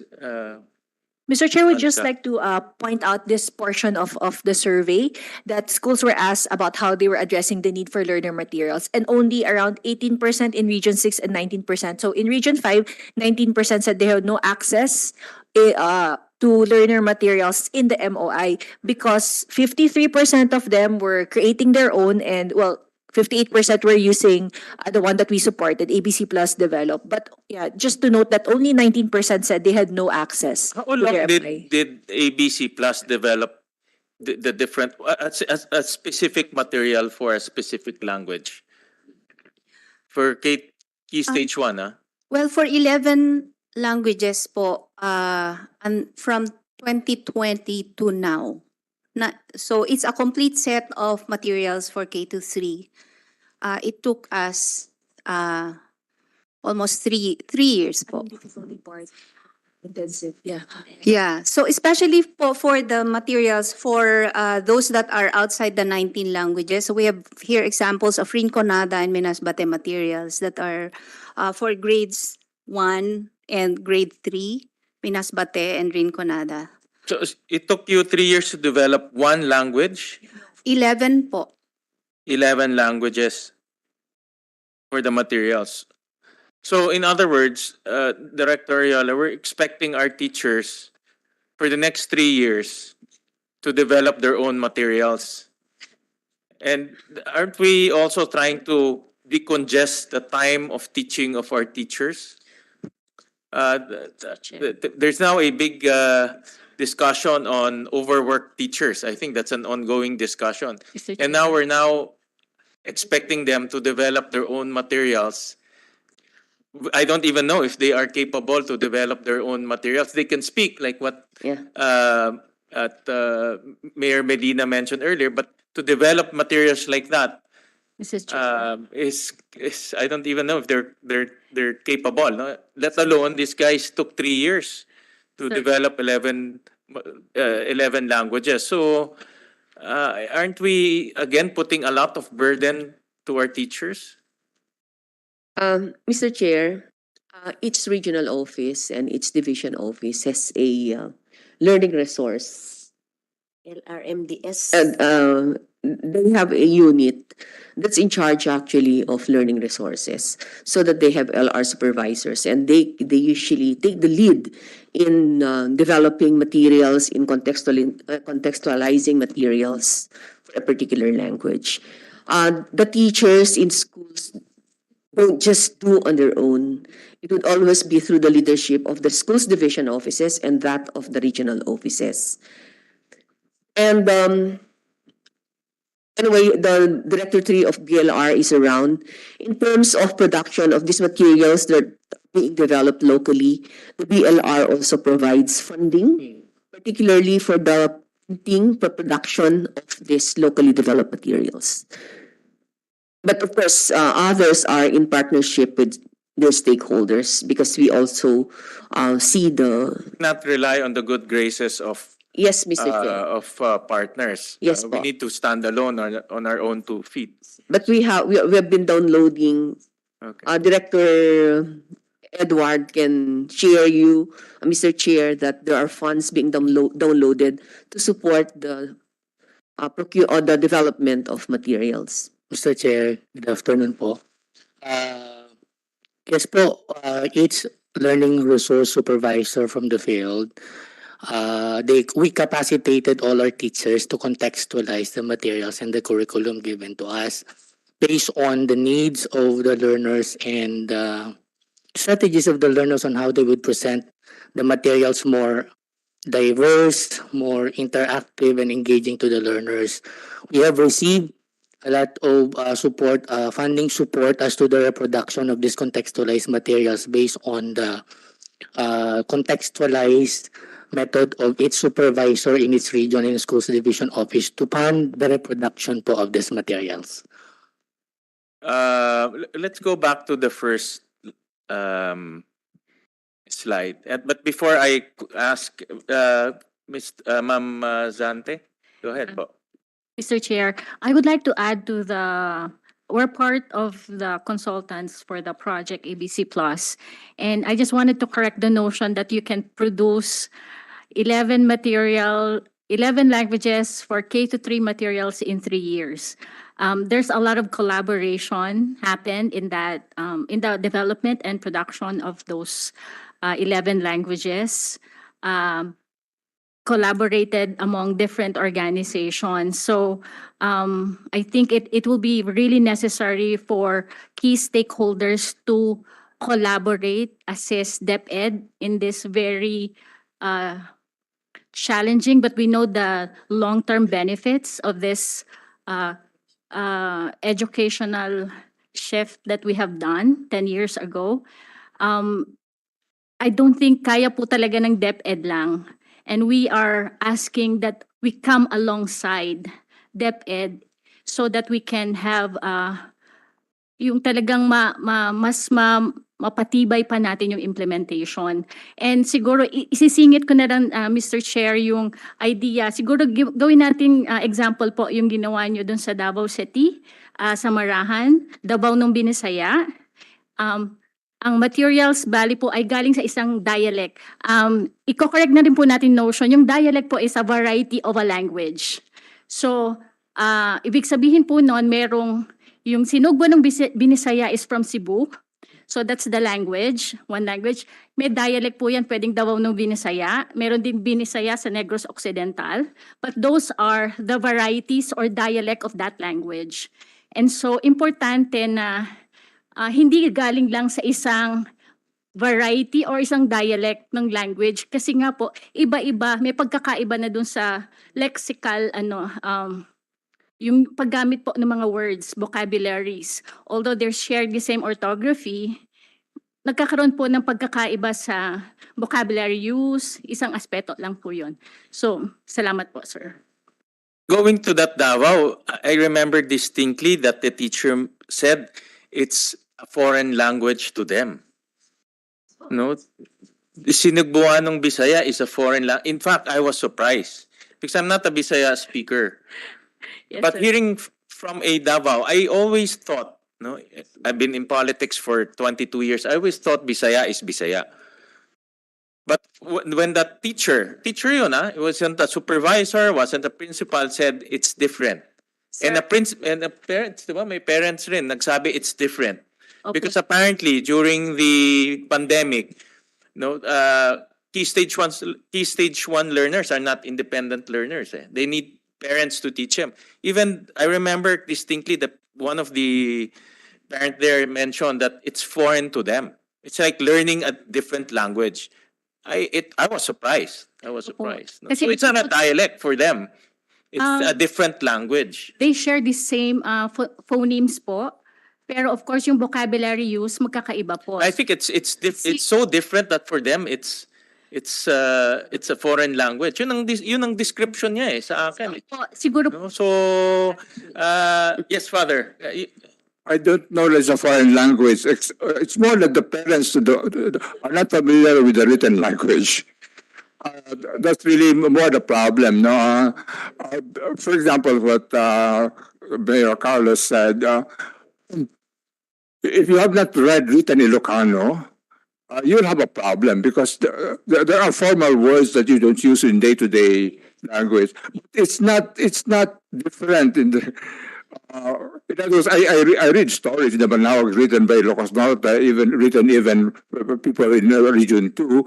There are slight differences, but it's not a big difference. I have no problem understanding it. But you have to be familiar with the written language.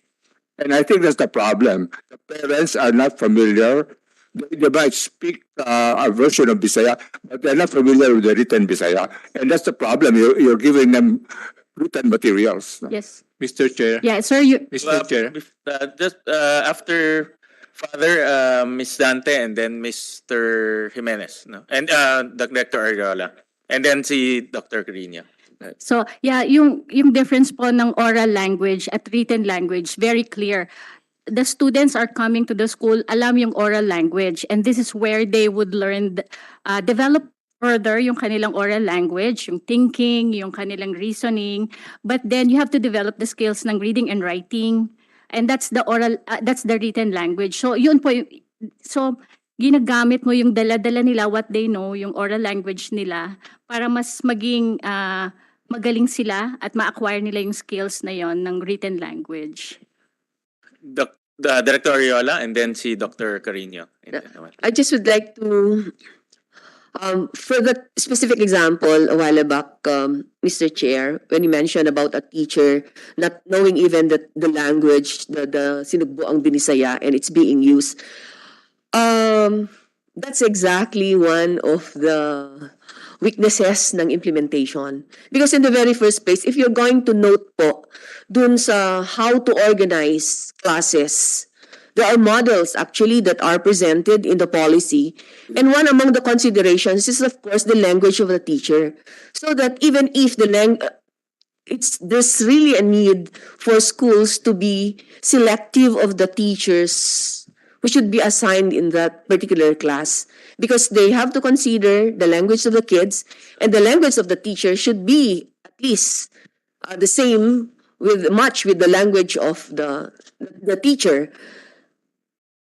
So that exactly is a one concrete example of a weakness in the implementation. So that what the school should have done is to identify the lingua franca. So given that the kids cannot speak sinugbuang Binisaya, the teacher cannot speak sinugbuang Binisaya, so it's really so impossible for them to be implementing sinugbuang Binisaya. So they should have arrived at a language that all of them, meaning the learners, including the teacher, understand. And mas probably, baka Tagalog kung yun yung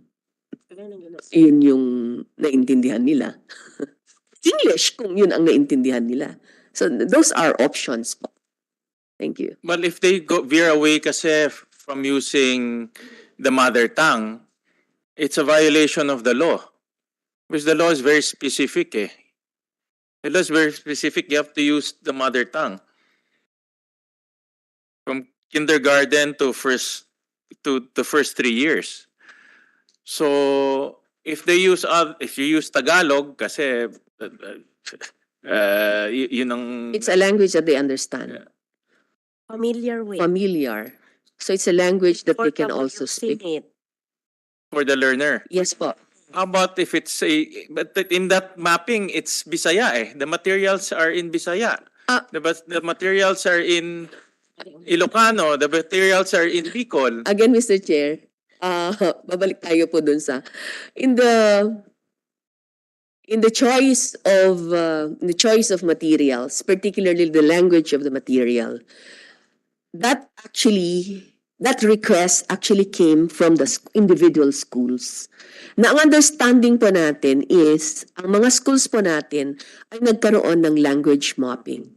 So that, for example, I'm the principal of this school with this number of learners. I have to know kung ilan yung mga kung anong mga languages that are being spoken by the learners. In fact, there were even instances na nag-organize talaga kami ng klase ng less than yung kumbaga mga 15 learners in a class just to respond doon sa language ng mga bata. And that's Ibanag. Ginawa po namin yon. Kasi yun yung lengguwahe ng mga bata po eh.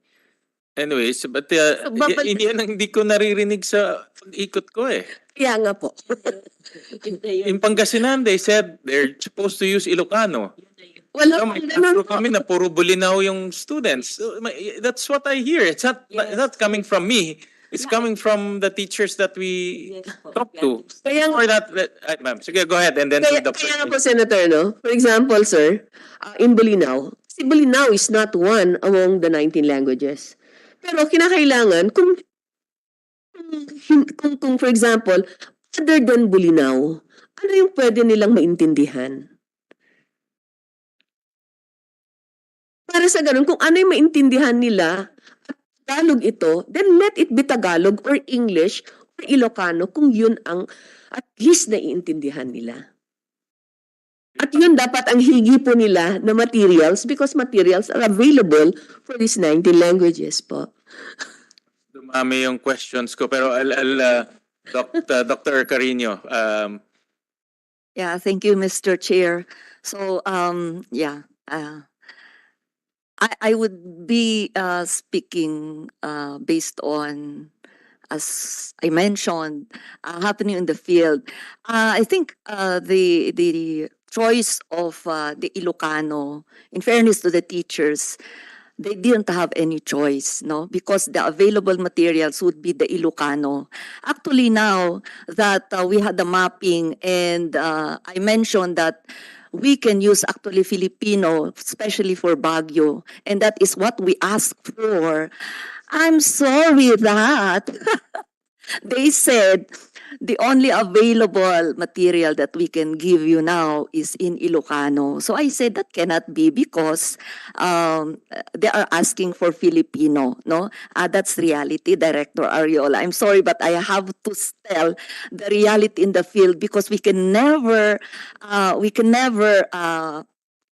improve if we will not look at the reality. So I'm only speaking of the Cordillera Administrative Region, Mr. Chair. I don't know for the other regions, but honestly, I'm speaking for them, and that is what we need if we really we really are for quality education. We need the books in English and Filipino, but right now the available materials are in Ilocano, wherein we have Ilocano materials in the schools which were never opened. That is what I saw in my rounds. So as regards po, Mr. Chair, the statement that our teachers can localize, and they have been doing it. And I think that was the reason why they say they are overworked, because we asked them to really prepare materials, contextualize these materials in the different languages. And we have heard that it is not that easy. I hope my colleagues in the department, if ever, we will really ask the teachers to really contextualize or make materials in the different dialects, languages, because they are the expert. I hope it could be placed against that these teachers will have to really be excused from their teaching job, because that was the problem ever since. They have been making it using their personal time. So thank you, Mr. Chair. aren't they supposed to also contextualize the lessons? That's it. Diba? They are. So other than contextualizing the lessons, they have to contextualize the language. Yes, that Tama was, Mr. Chair, that was what was done. They have to keep translating. And that is why what happened is the context changed, because you cannot really translate it verbatim. Yeah. Okay. Yeah. And that is because they did not have training. Yeah. They did not have training. So I think those are the ones that we need. But my suggestion would be just like probably what you do. There's a group that really concentrates on this, who are not supposed to be teaching in the classroom, if we really would like quality materials. Because it's understood that while we have the LR, like in the region, we only have one LR supervisor. In the division, we also have one LR supervisor who could not really do all this job. So I go with your suggestion that it has to be with you as partners, and these teachers will be used, Mr. Chair, will be relieved from the teaching job, so that they will not feel again overworked. Yeah. Thank you, Mr. Chair. Mr. Chair. Sige po, go ahead. Gusto ko lang ipaalala kasi hindi ko pa naririnig ito sa discussion kanina tungkol dun sa letter H, section 4 ng 10533. ito po ang nakalagay, no? The curriculum shall be flexible enough to enable and allow schools to localize, indigenize, and enhance the same based on their respective educational and social context. At ito ang susing phrase. The production and development of locally produced teaching materials shall be encouraged, and approval of these materials shall devolve to the regional and division education units. Sa palagay ko, ito po ang dahilan kung bakit bukod dun sa 19 languages, ay natuklasan nila na 85 languages ang ginagamit dahil palagay ko ang ginawa ng maraming division education units ay i-implement itong particular provision na ito at ito ang ginamit na dahilan sa pagpalaganap na hindi lamang ang wika na panturo limitado sa 19 na wika. We still have a lot of resource persons, no? But I think if I finish this, mga 10 o'clock na tayo matatapos, no? So I'll ask the last question. This is what we'll do, no? Because this is definitely very educational and enlightening for everyone, no? And we're picking up so many issues, no? Drilling down in so many issues that is cropping up. So this is what we'll do. We'll ask for apology to the other resource persons who we haven't called yet. We'll have another hearing next week, and we'll invite everyone because actually I haven't asked any substantial question yet, no? Just follow-up questions. But I had a list of substantial questions that I want to ask everyone. So we'll have one more hearing next week. We'll advise you on the day so that we can discuss longer, and drill down further to some of the items that we need to talk about in greater detail. No? So we'll have another hearing next week. Hopefully, all of you can join once again. The goal here is to make a recommendation. No? At the end of the day, at the end of all of this exercise, is to make a recommendation to plenary, whether to adopt the House bill that was transferred to us, to recommend to plenary the next or ways forwards on the privilege speech that we made, and of course, overall report on the mother tongue, so that our senators will know what are the next moves, or what are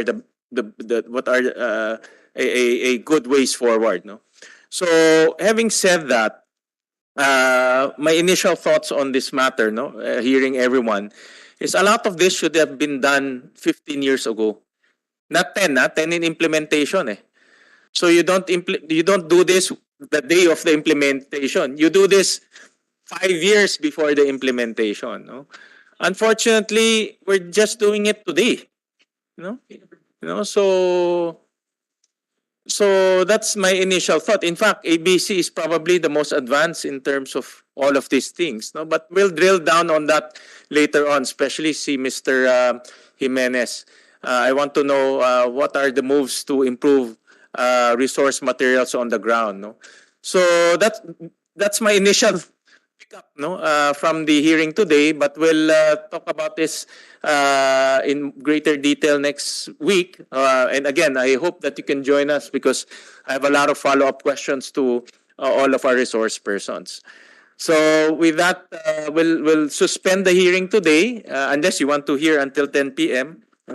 No, but I know that you have other things to do.